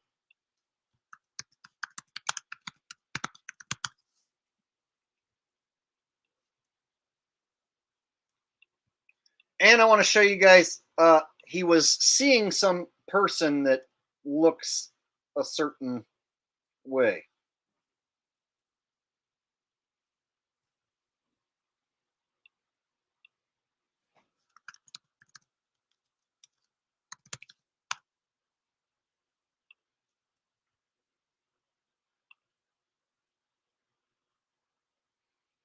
All right. So, anybody wondering where ODD's been? Here's where he's been. Yeah.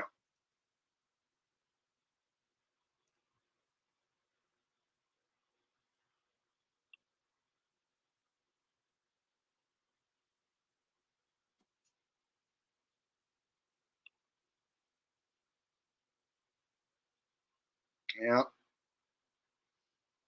So, doesn't look like he's shaved.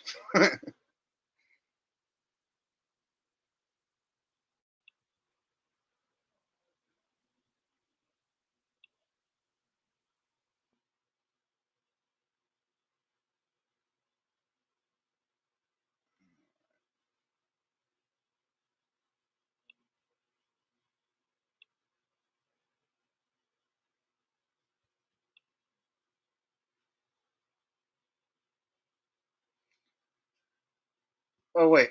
One more thing I wanted to show you guys.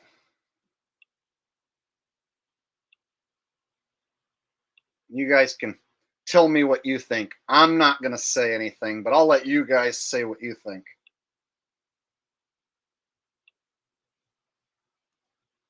Okay.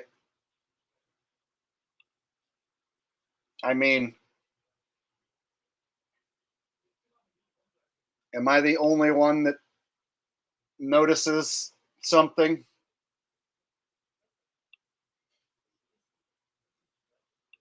Am I the only one that notices?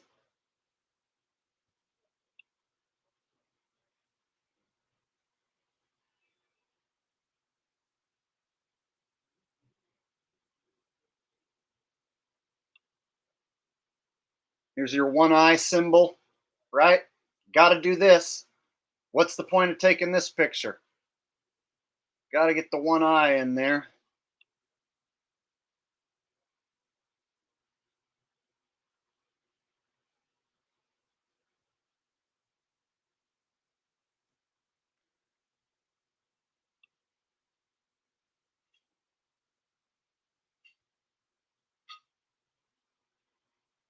There he is.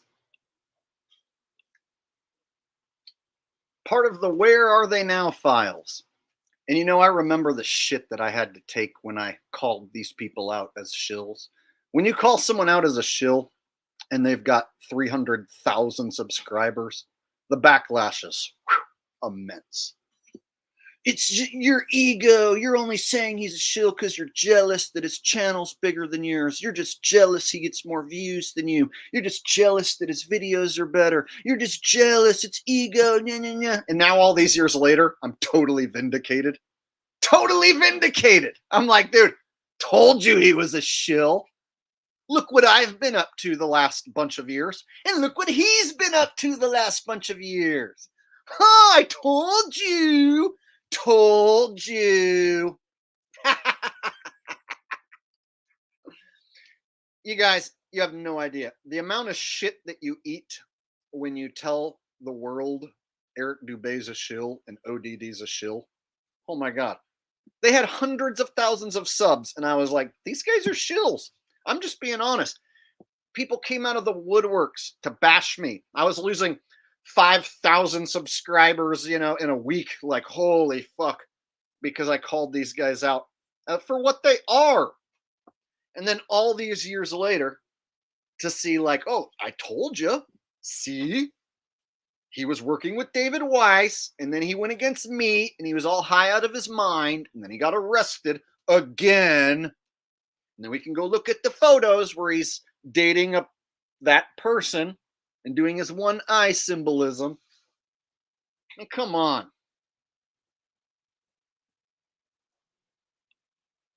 Yeah, back in 2016 and 17, that guy, his channel was gigantic. And so to come out and point your finger at him and be like, that guy's a no good shill bag.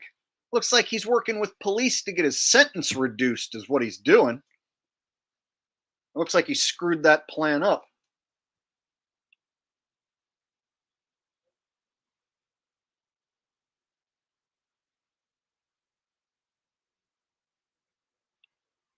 Q and Fee knows when you come out as a flat earth channel and you say the earth isn't a globe and you start making content about it being flat, you get subscribers ballooning, especially 2015 and 16. If you made flat earth content, your channel would balloon. Like you would be picking up 50, 100, 200 subs in a day.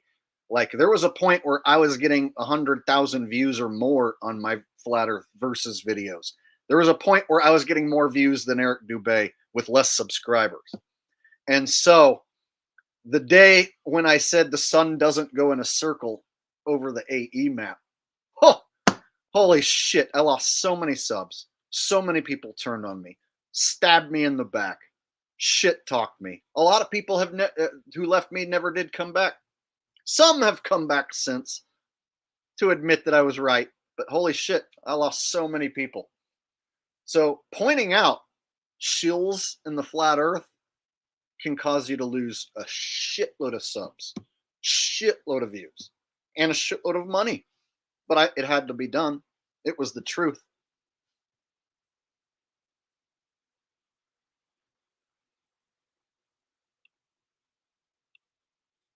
Yes, Russian Vids is another shill bag, and he's still around, still saying that the sun goes in a circle.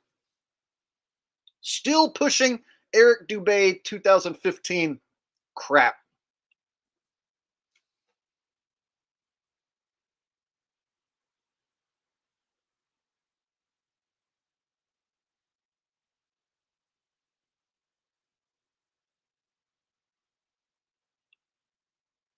I mean, they're actors and agents, controlled opposition. They aren't real guys like me or Q and Fee. So, for instance, Dave Weiss is the owner of the app and makes 6 figures and can go pay Peggy Hall with 100,000 subs. That's another person who I found out is a shill bag, Peggy Hall. She had no problem letting Dave Weiss come on her stream and promote his tracking app. I wanted to hold out hope that Peggy wasn't one of them, but sure enough, she just had Dave Weiss on her show. So Dave Weiss makes so much money, he can go pay any of these shill truthers $5,000 or whatever to just come on their stream and push his app. Because if he can get a bunch of people to sign up for the app on other people's channels, it's more money he makes. And once you sign up for his app and you're paying him $5 a month for his app, you just forget about it. And then he just keeps raking in that money. That's how those apps work. It's like if you have to pay $3, $4, $5 for an app each month, you don't think about it as costing that much and you just forget about it. After 4 or 5 years, dude, he's extracted a good chunk of change out of you for his tracking app. Lint Away, Air Dryer, and Vent Cleaning says, one of my favorite characters is the guy that called you a shape-shifting Archon. Yeah, dude, there's people who I can't even believe are real and actually exist. There's a guy who claims I'm a shape-shifting Archon, and he's actually serious. In fact, I might as well play the video, otherwise people won't believe me.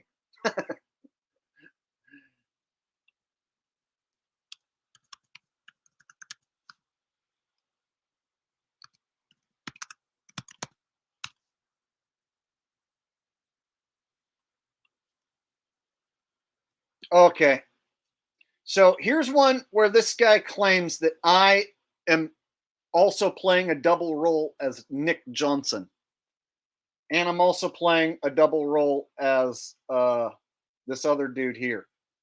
So anyway, this is the most batshit crazy YouTuber in the world, and he thinks I'm a shape-shifting Archon. And he's dead serious. He's not just doing this to be funny. All right, I'm back. I'm back to expose the fake truther who calls himself Jake the Arsehole. Pictured there on the left. Also pictured on the right. As you can see, same goofy look in the face. All right, the character on the right calls himself Nick Johnson. And you may be asking, well, who's that?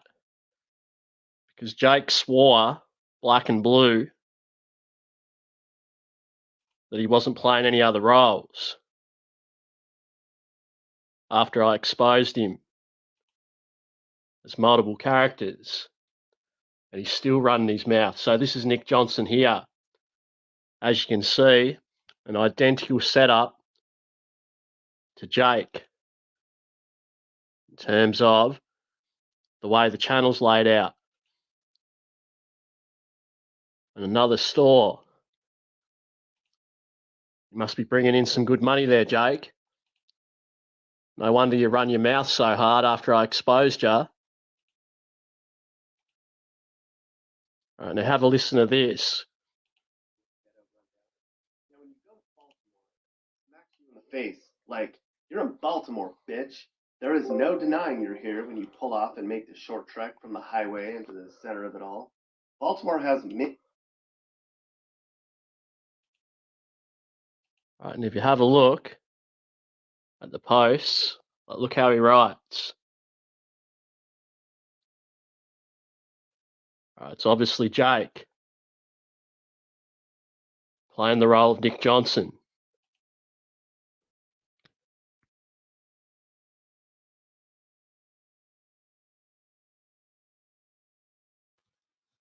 Okay, guys. So as you can see, I'm not kidding. And he's not kidding. Like, he's serious. I watched several videos of him saying that I play the role of these other people. He's dead serious. He's not screwing around. This is like something he actually believes. Truly, the grandest delusion you could possibly have is to go around thinking people are shape-shifting Archons and make content. I don't even understand how someone can be this crazy, yet still be able to like work their phone, run the camera, upload the video. Like, if you're delusionally psychotic and stupid enough to think that like I am a shapeshifter and I play the role of Nick Johnson and other people, how are you able to like run a camera and upload the video? To me, if you're that delusional and that out of touch with reality, you shouldn't even understand how to work a technological device like a phone. You shouldn't even know how to upload the video to YouTube, right? So it amazes me that this is someone who probably, drives a car, has a license. He lives in New Zealand, so luckily I won't ever have to come in contact with this weirdo. But the fact that this guy exists and says this about me, dude, can't believe it. What is this place that I live in where a human being actually thinks I'm a shape-shifting archon? Javid says, where's C and Lee at? The women you made videos with. Is Bart Sabrell a shill? C and Lee? Who? I don't know who you're talking about. C and Lee. I don't know who C and Lee is, bro. The women you made videos with. Are you talking about Shay? I did a stream with Shay one time. That's about the only person I could. Maybe that's who you're talking about. I haven't talked to her in a while, if that's what you're asking. I haven't talked to her in a while. Bart Sabrell, I lean towards being a shill because it's like he annoyed the astronauts to where people feel like the astronauts are in the right for punching him. Like a lot of people who believe in the moon landings think that like him getting punched by the astronauts was something he deserved. They applaud the astronauts for punching him. So it's almost like he had to be this annoying guy who confronts the astronauts and gets punched. So yeah, I feel like he's controlled opposition in a way. He's the guy that gets to go on and be the conspiracy theorist who thinks that the moon landing was faked. And since he was such an asshole, he deserved to get punched by the astronauts, right? Okay, let me break this down. So Nick Johnson, check this out. If anybody is wondering who this person is, so Nick Johnson has a YouTube channel with almost 1 million subscribers. Watch. And I actually am subbed to Nick Johnson's channel because he makes videos about what it's like to live in different states and what it's like to live in different cities. So he basically, I'll show you what his content is like. It's nothing like my content. But I'm subbed to this guy's channel, so I think it's hilarious that he's saying that I play this role of this other dude who's definitely not me. So Nick Johnson, he gets some videos that have a lot of views. Like check out his Oakland, California, 17 million views. The 10 worst ghettos, 7.5 million views. So basically he'll show you what the worst ghettos look like, what the nicest places look like, what life is like in Rhode Island, what life is like in Delaware. So he travels around to every state, every city, and makes content about it. It's a cool channel. And he's married and he has kids. And so my thing is how delusional do you have to be to assume that that's me? How can I have enough time to be Jake the Asshole and be Nick Johnson? And if you do any research into Nick Johnson, he has a wife and kids and lives in North Carolina, and I live in Sacramento, California. So here's my question about the whole shape-shifting archon. And I wish I could have a conversation with Aaron and be like, bro, when I switch from me to being him, do I just snap my fingers and magically appear in North Carolina? And then when I'm ready to be Jake the Asshole, do I just snap my fingers and then pop right back here in this office? And then when I'm here being Jake the Asshole, does that mean Nick Johnson's wife and his kids are waiting for him to come home from work? They don't know where he's at? Is he not around? So basically what I'm getting at is Nick Johnson has a family of his own. And so that means every time I'm being Jake the Asshole, that means his wife has to probably be wondering where he's at. Or does his wife know that he's playing the role? You see what I mean? I have all these questions about how a shape-shifting archon works. Because I've asked him, do you think I'm putting on a mask and prosthetics to play these parts? And he goes, that's shill shit. You're not using prosthetics and masks. That's for shills. You're a bloody shape-shifting archon. So I've actually asked him in the comment section if he thinks I'm wearing a mask.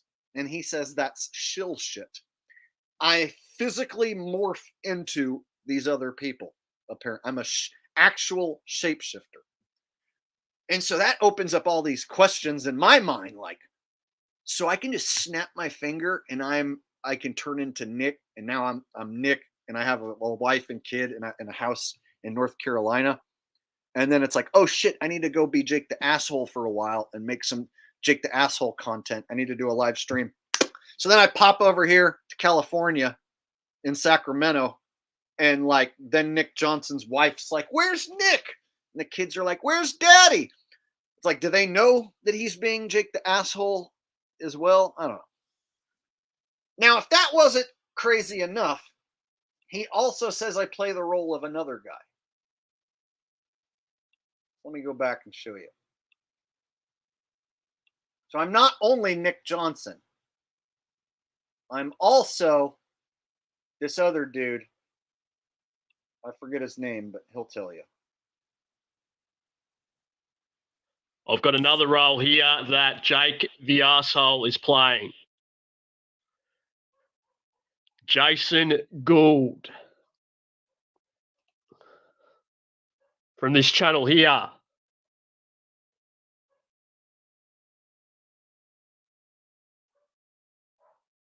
All right, it's undeniable. So it's undeniable to Aaron Haywood that I am playing the role of Jason Gould. I've never heard of Jason Gould, didn't even know who he was until Aaron Hayward said that I'm playing that role. So not only am I Nick Johnson, I'm Jason Gould as well. I've got a lot of time on my hands to be all these people. You know, like one day I dedicate to being me, another day I dedicate to being Jason Gould, you know. See, it's quite busy being a shapeshifter. But you would think that I'd get paid triple the salary, but no, I only get paid one shill salary to be all these people. Sucks. I need to renegotiate my contract. And again, this guy is not kidding. He's for real.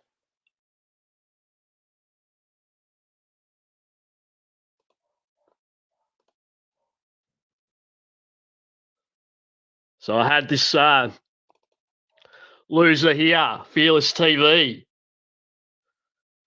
come onto my channel and have a meltdown where he states you're a retard for saying Jake the Arsehole is multiple different people.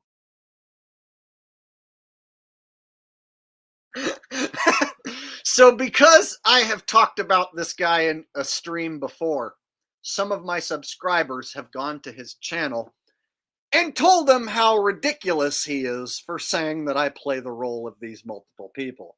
So he gets triggered enough that if you even go over there and comment that I don't play those roles and that he's stupid for thinking that, he'll include you in the video. You can tell that this guy is serious. This is not a joke. He's dead serious.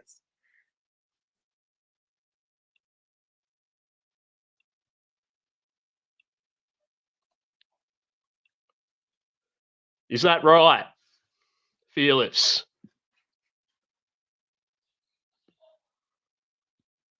Let's zoom in.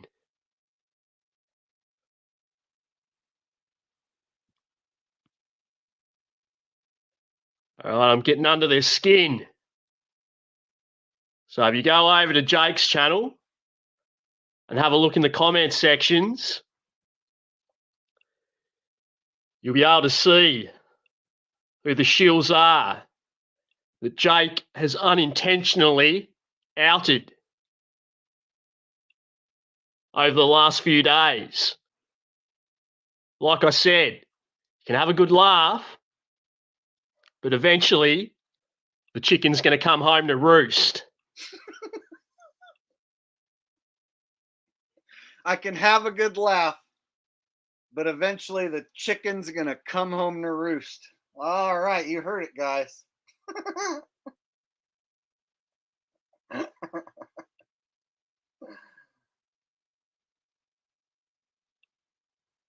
Lint away, dryer, vent cleaning. Can you shapeshift and do an impression of Richie from Boston meets Zach's sports gematria? Oh, let's see if I could somehow do that. I've been trying to warn you that there's a scammer and he's trying to get your money and he's giving away these riddles that he claims are sports picks. And he claims that he makes these sports picks with gematria, but he never actually shows the proof that he bets and wins any money on any of his own picks, if you even could call them picks. But at any rate, I digress. I would suggest you don't give him any of your money and instead you buy a certificate that says you own gold and silver from my buddies over at Patriot Gold Supply. And if you use my promo code down below, you'll get 15% off. But at any rate, you can like, share, and subscribe, or don't. You face the facts. Face the facts. I'm never wrong. I'm never wrong about anything. And if you try and pick out anything that I've ever been wrong about, it's only because you're a jealous hater. You're a jealous hater, and you're too much of a pussy to call in and debate. That's right. I'm more right than Nostradamus. In fact, this is a true statement. Nostradamus, I could wipe my ass with the name Nostradamus. Literally. Literally. Face the facts. This guy, Richie from Boston, I could literally wipe my ass with the name Richie from Boston. Literally.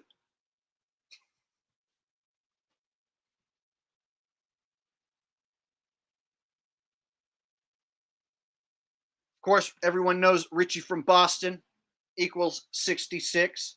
And of course, Richie queefed on the same day that the Queen queefed 66 days into the year 1966. And of course, Richie from Boston, his home address in Boston is 1966 Boston Street, which of course means that I think that the Vegas Knights might possibly win the NHL championship. We called it the whole year. You heard it here first.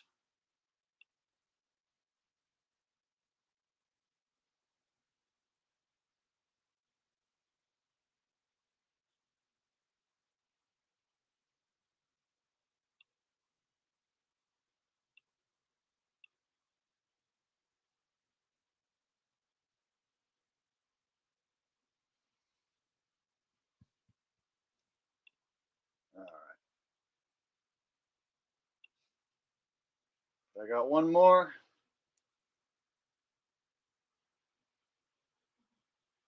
I think he said that I was another person, but that's probably good enough. All right.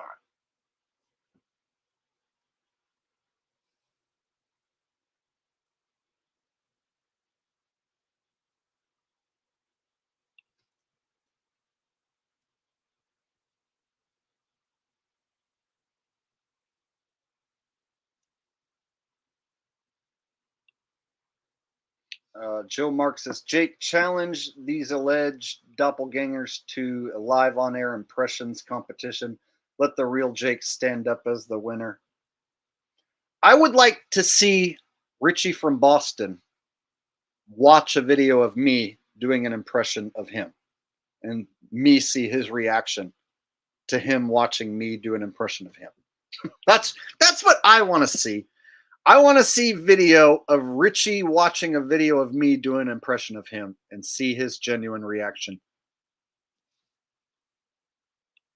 I genuinely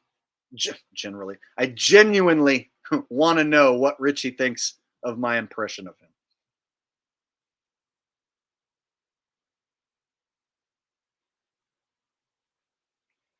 All right, if you guys are having fun, why don't you hit the like button? We have over 500 people watching. That's pretty good. So let's go ahead and get those likes up to 400. Let's get over 400 likes. How about that?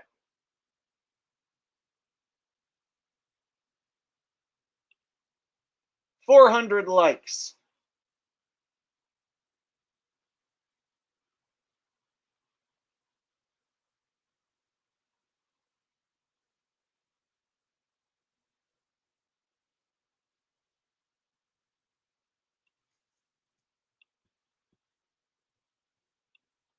Holden Smith says, Jake, did you hear about the UFO incident in LaGuardia?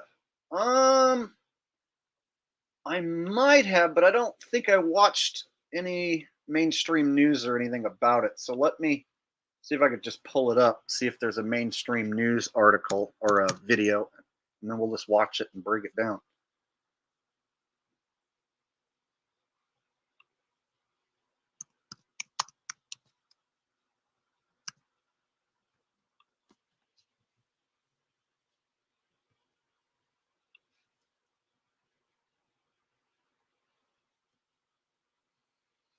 Okay, I found it. I'll take a look real quick.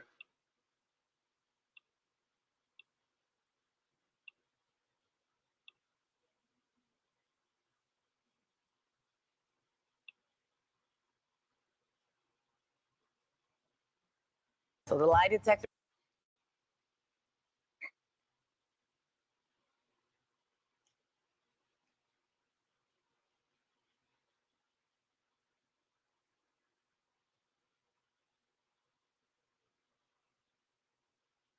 Oh, and did you reach out to authorities to share it with them?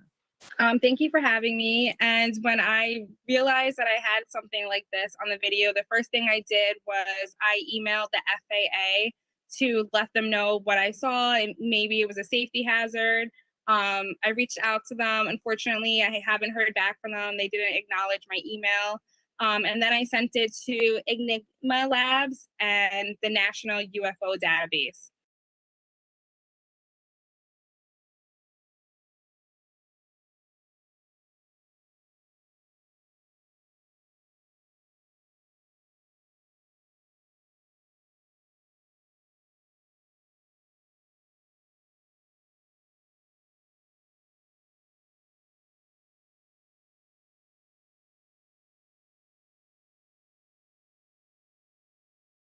What did you do with the video, and did you reach out to authorities to share it with them? Thank you for having me. And when I realized that I had something like this on Look, guys, isn't that the most coolest looking UFO you ever saw? Yep, that's real. This girl saw it. There's a picture. It's on the New York Post. There you go. Aliens. Aliens are real. UFOs visited us. This girl saw it. There's the picture. Case closed.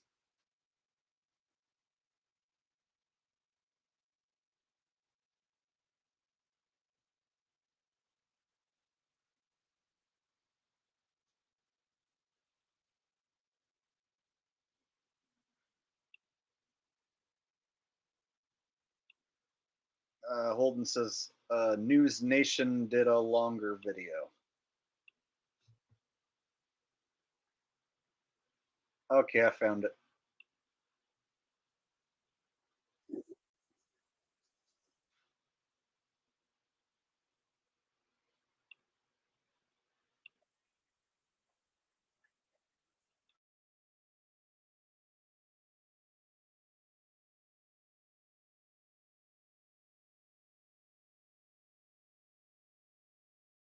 With her daughter, and she was sitting by a window. When she did what a lot of us do, we, take pictures out the window. Nice video of the New York skyline. It's an amazing view.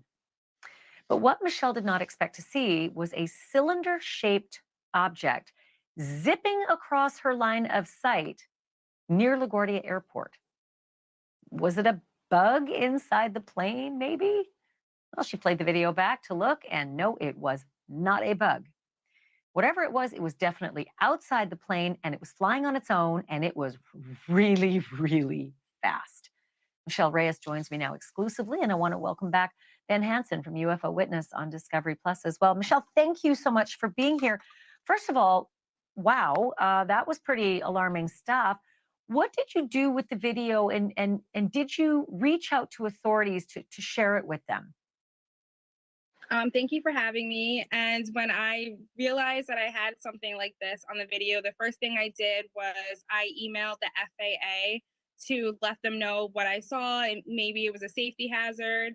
I reached out to them. Unfortunately, I haven't heard back from them. They didn't acknowledge my email. And then I sent it to Enigma Labs and the National UFO Database. And any response? Enigma Labs was the only one who responded to me. So That's your how I got in dad contact. apparently. Oh, okay. So, and as I understand, your dad is a former Navy guy, so you were able to share with him as well. What did he say? I showed it to him first, and he honestly had no idea what it was either. He had no idea. He was just as baffled as I was. Did you guys settle on the fact that it maybe was a drone? It was going awfully fast to be a drone, but was that the best guess? He thought it may be a drone, but he didn't think that it should be where it was, that close to the aircraft. So he really didn't have an answer for me. He was just as clueless as I was. He's seen a lot of things, and this he couldn't give me an answer. But if he had to guess, he would have said drone. So it's a good thing Ben Hansen is here. You host a show called UFO Witness. What do you think about this Tic Tac video, Ben? This was incredible, honestly, because it took a while just for us to get in touch with Michelle. It wasn't for her posting it on the app. Someone had borrowed, stole it from her social media and posted it as if they were her friend. So we had no idea who she was. We were looking up flights and trying to figure out which flight she was on. When we finally were able to contact her, she, for me, has been completely just genuine, sincere. We've now started to analyze the video, and I feel a little awkward saying this with her here, but find no evidence that she faked this or hoaxed. And the UFO expert is going to assure us that she didn't fake it, because I was worried that lady, she came up with this whole plan to fake us out. So good thing they have this UFO expert to let us know the lady ain't faking us out. She's totally legit. So what are we really looking at? A black thing on the screen, right? A supposed UFO expert.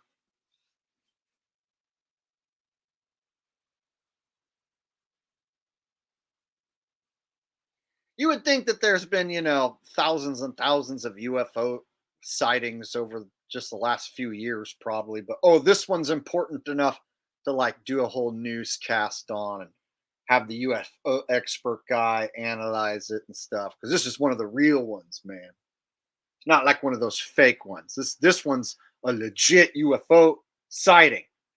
They have the expert to verify it and everything.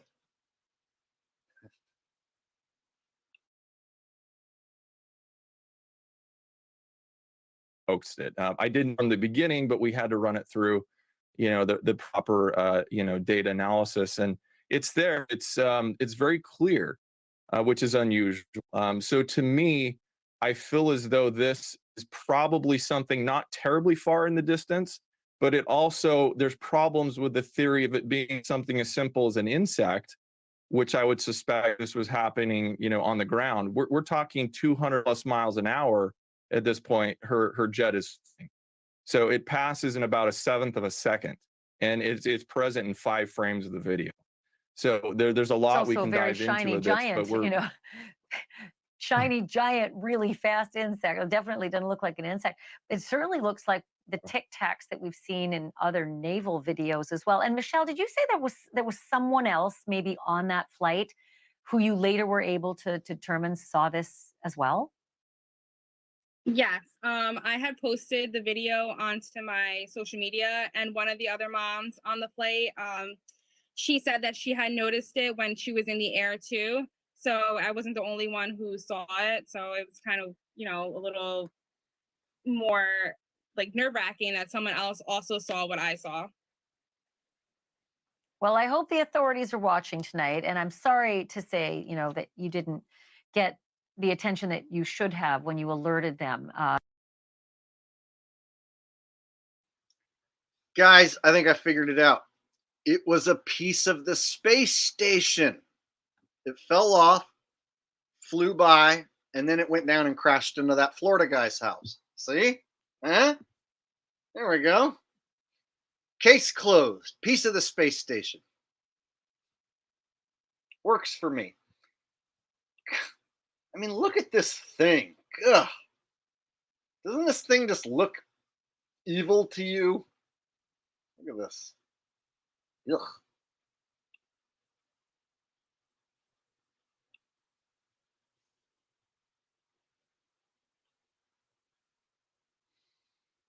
All right. And I wanted to cover one last thing. I noticed there was a bunch of protests on college campuses.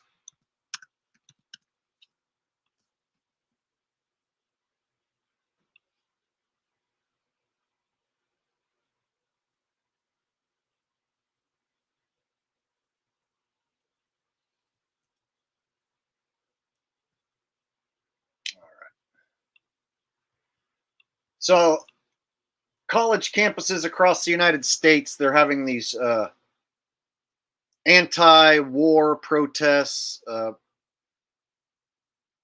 I'll show you. I'll let the news explain it. Protests against the war in Gaza.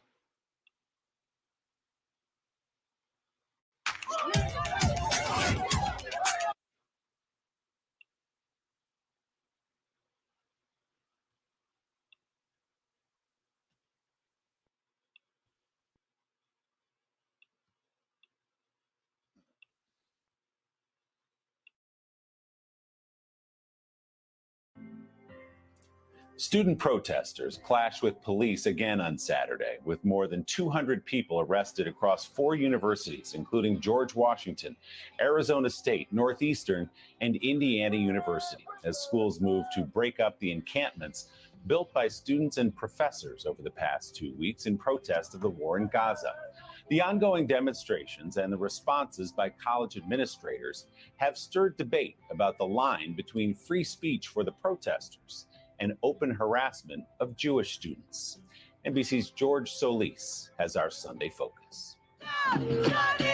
From New York to Los Angeles, Raleigh to Austin. There's no justice, there's no peace. Tensions exploding on college campuses nationwide.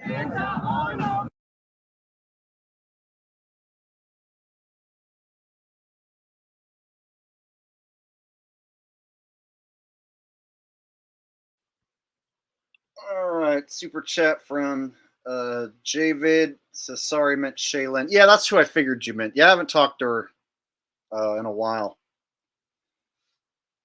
so couldn't tell you.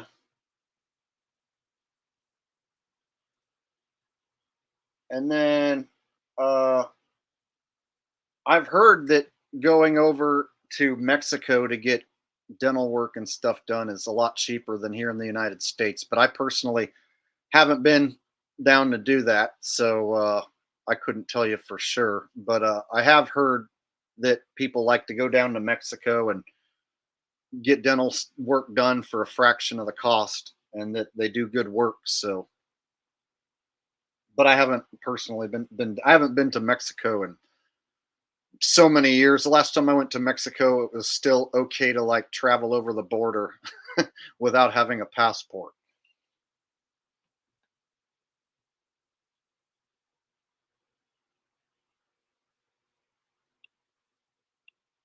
And Clive asks, "What the green, bro? Are you talking about behind me? It's just the light, and it's sound activated. See, this is the stage light."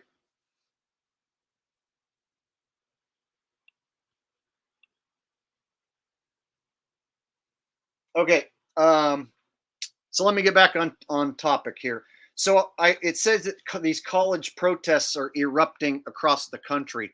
So my thing is, all the college kids on all these campuses, like, there's enough of them that are against the war that they're all deciding to protest about the same exact time, and the protests are getting out of control to where the cops are being called and people are getting arrested. That doesn't seem to make sense to me. Then the more I looked into it, everybody who's a protester is wearing a muzzle. Almost 90% of all these protesters who are against the war are muzzled up.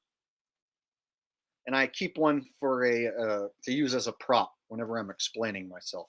So what I'm noticing is that all these protesters claiming to be against the war, all of them are muzzled. It's almost like it's part of their uniform.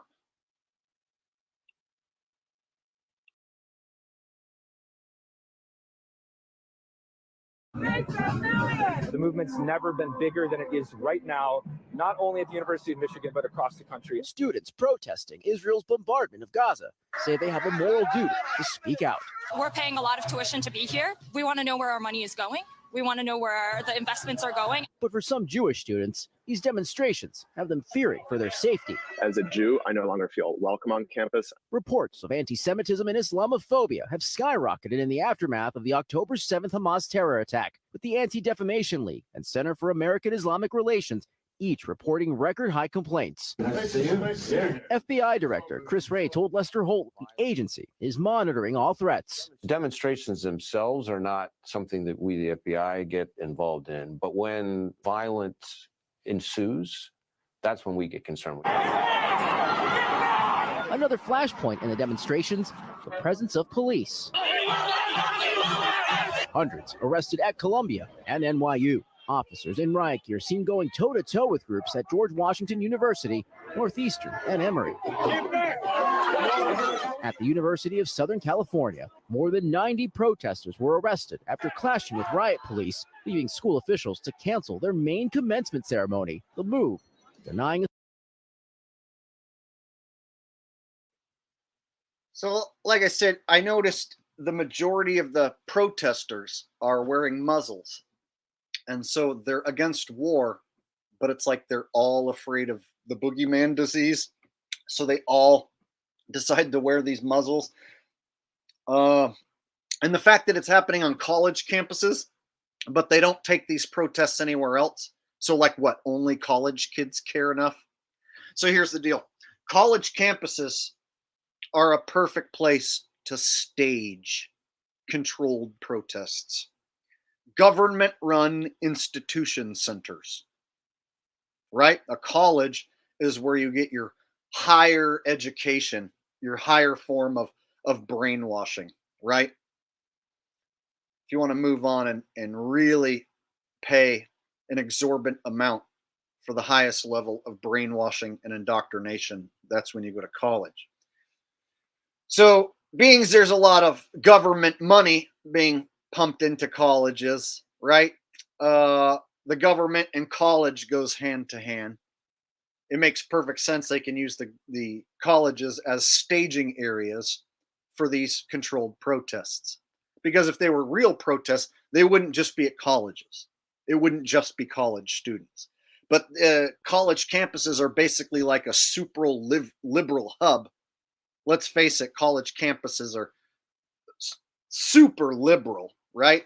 So you're going to get radical lefty liberal views on these college campuses, more so than you would anywhere else.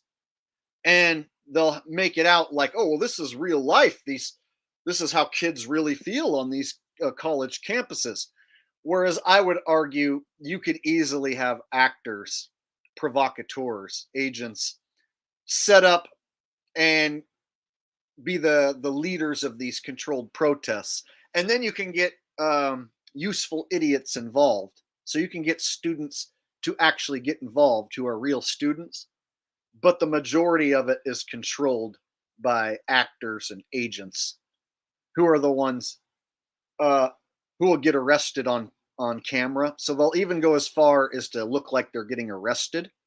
But if you really dig into it, you'll find out no charges get pressed, and they end up just getting let go.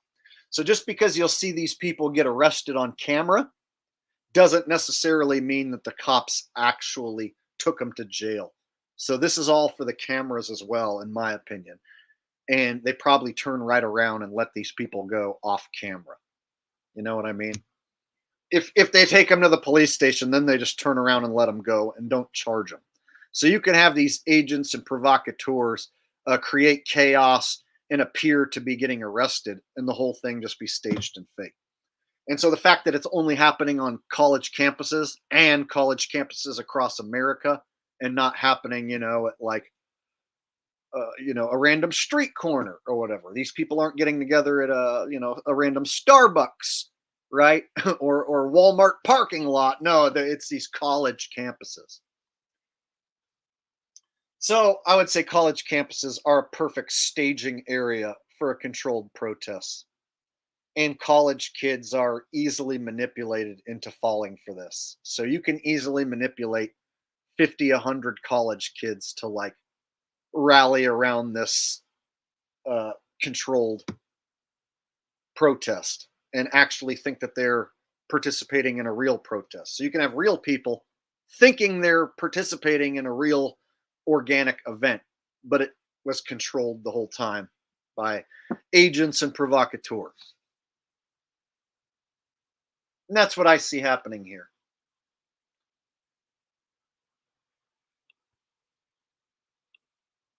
A celebration to the same senior class who 4 years ago saw their high school graduation called off because of the pandemic. Outside of just being annoyed, I feel pretty let down by the university.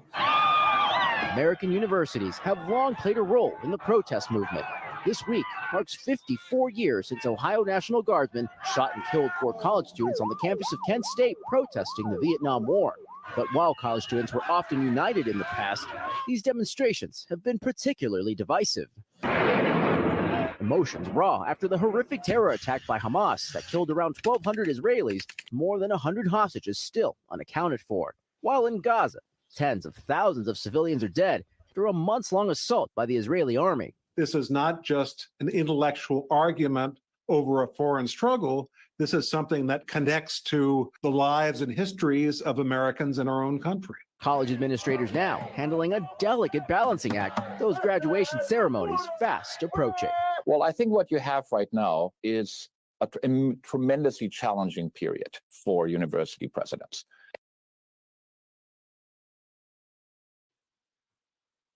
I was a college student once. I went to college.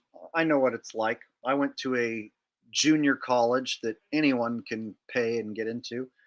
And then I made good enough grades and passed all the classes and parlayed that into a 4-year university transfer. And so I transferred to California State University and got a 4-year degree from a university.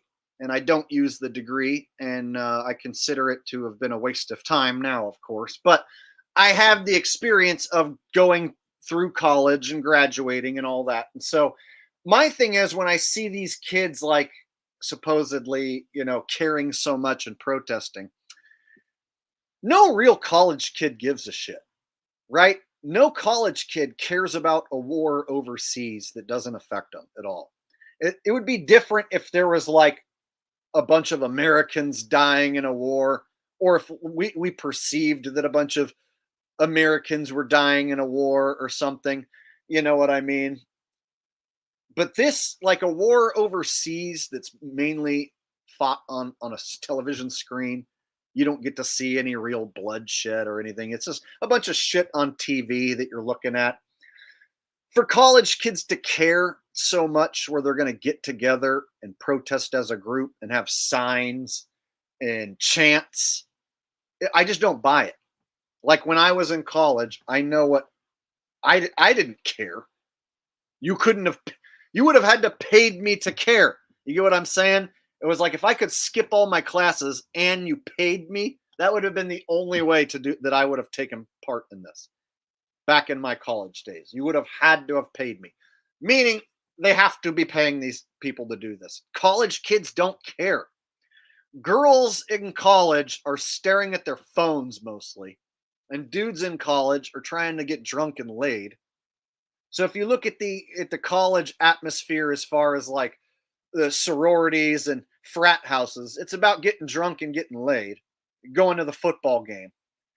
And so now I'm supposed to think, oh, those same kids who are going to the football game and getting drunk and getting laid, we want to stop the war. Do. No more war. 1, 2, 3, 4. No more war. I don't buy it. I don't buy that they care that much, that they all decided to organize protests at the exact same time on all these college campuses. I just don't think kids care. So trying to make it out on TV like kids care so much, I don't buy it. You'd have to pay me to act like I care. And that's why I think they paid these people to act like they care. Can you get some libs, some triggered lib women, some feminist women to go along with this crap by brainwashing them if a whole group around them is doing it? Yeah, you could probably brainwash some real people into falling for this, but it's controlled from the top. The very tippity top of this is controlled. No way that this is some natural thing that just happened across college campuses. No way. Every university will be tested or has been tested because of the tremendous controversies that we're seeing across the country. And George joins me now live from the campus of Columbia University in New York. George, good morning. So as these demonstrations continue, are schools finally becoming more clear in drawing that line you mentioned between free speech and the ugly, open anti-Semitism we've seen at some of the protests? Yeah, good morning, Willie. It doesn't seem that schools have found a consensus yet on where those lines are. It really does remain a balancing act that has been yielding various responses and tactics across the different schools. Here at Columbia, for example, the NYPD was called in to dismantle that student encampment when it was first set up. Now university officials are actually talking with some of the student protesters there. Now, some schools, including Harvard, tried getting ahead of the protest by restricting access only to those with the university ID and warning of disciplinary action. And other schools are claiming that the issue here really is a disruption to campus life. Now, with every decision, there's been some level of scrutiny, but across the country, we are seeing students finding ways to make their voices heard.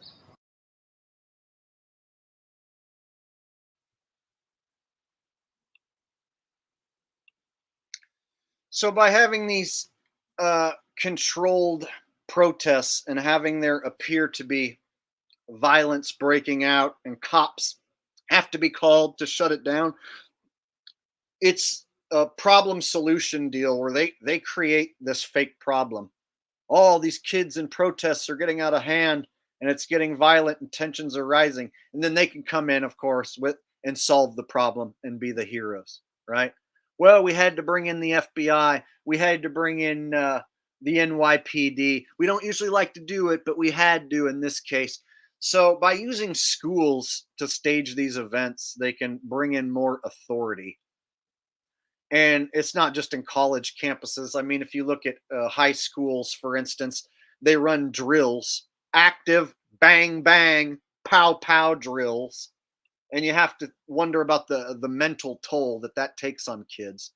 Oh, today we're going to run a bang bang pow pow drill, and we're going to pretend that some man's going to come in here and pretend to bang bang pow pow the joint, and we're going to pretend as if this is happening, and we're going to run a drill just in case it does happen. So by running those drills, they basically are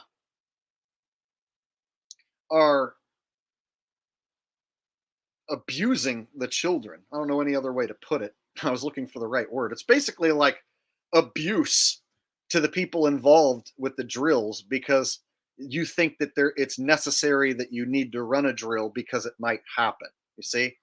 And so this sort of situation here, oh, these kids are protesting about this war and tensions are rising and violence is breaking out. Oh, well, it's perfectly acceptable for the FBI and the NYPD to run through there and shut it down and arrest a bunch of kids. And so they get people used to the idea that it's okay for police to come through schools. The police are the good guys. They're to solve the problem at the schools because, you know, the kids are getting violent and crazy. Kids are bringing weapons to school. So you need to have these drills and you need to have all of the FBI and the NYPD show up to take care of this problem. Meanwhile, there's no damn problem.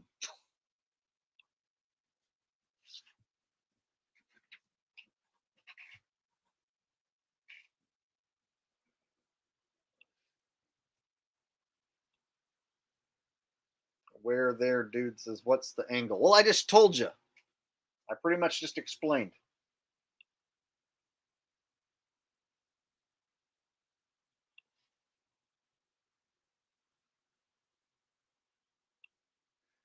Yeah, exactly. See, they can have one of these controlled protests, go a little too far, let's say, and an officer ends up getting killed, right? They can say, "Oh, a protest broke out and some of the students uh took an officer's weapon away and used it on him.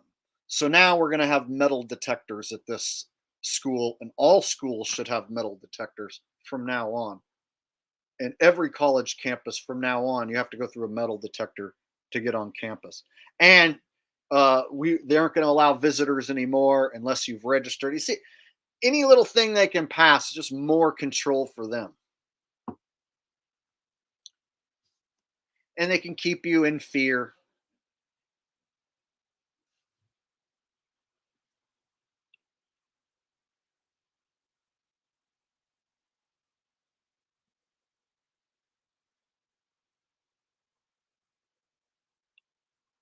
Yeah, see, like I said, the protests all erupting across college campuses, but only college campuses. So there's no like 30-year-olds and 40-year-olds getting together to protest at the library, right? Or like out in front of the news studio, right? There's nobody my age. No, it's college kids. The college kids care more than me. They care more than you. College kids care. See, like the news likes to portray that there's certain individuals who just care more than others, like Greta. Greta cares more than you. These college kids care more than you. That's why they're concerned with the war and getting it stopped. And that's why they're protesting, because they care. You, some 30-year-old, 40-year-old, 50-year-old, however old you are, you not caring and going to your job, yeah.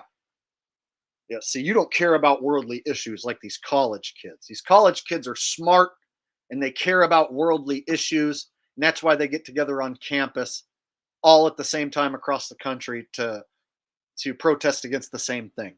Right. But there's no group of people protesting that same thing anywhere else who aren't college kids.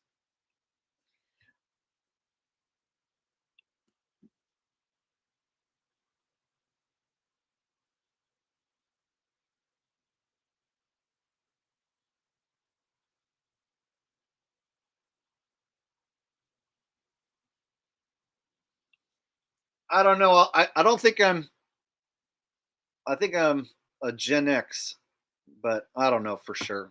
I'm 40 years old. I'm exactly 40. I'm going to be 41 in July. So, whatever that makes me.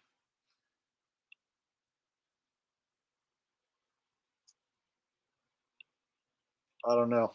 I'm a millennial, a Gen Xer, a boomer, all of them rolled into one.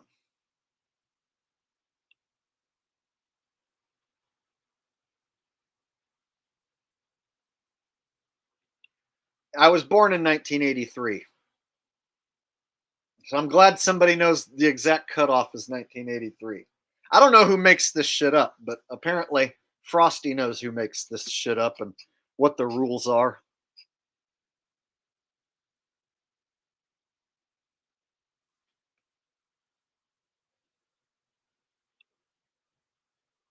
Some are saying millennial, others saying Gen X. I'm just a dude.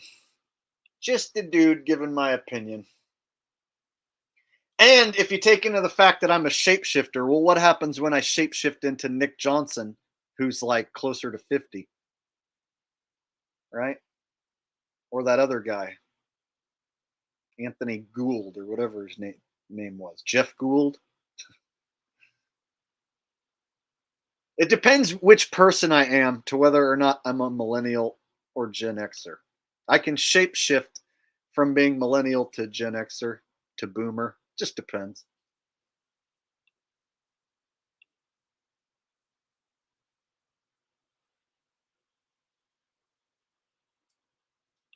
Degenerate into something, fool. I just got tired of doing what you told me to. That's the breaks. What? That's the breaks, little man. Break it down. Degeneration X. All right. Sorry. I had to. All right.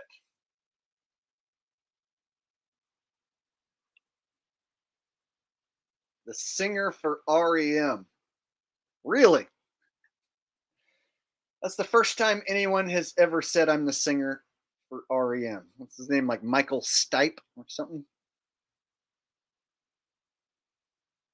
Got my pride, got my orange crush.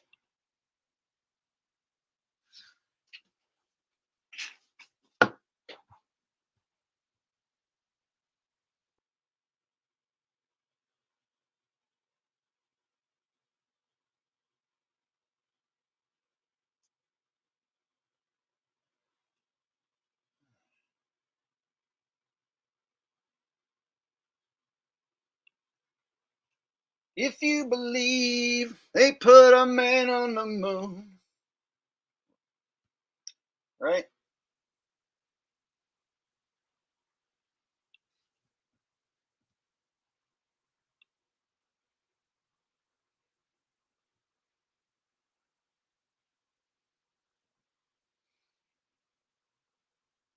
Okay, I think it's about time I shut the stream down. I'm getting a little tired, a little hungry.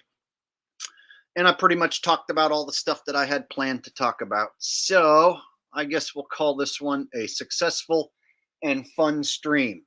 And so thank you guys for hanging out. Thank you to everyone who commented. Thank you to everyone who donated. I really do appreciate it.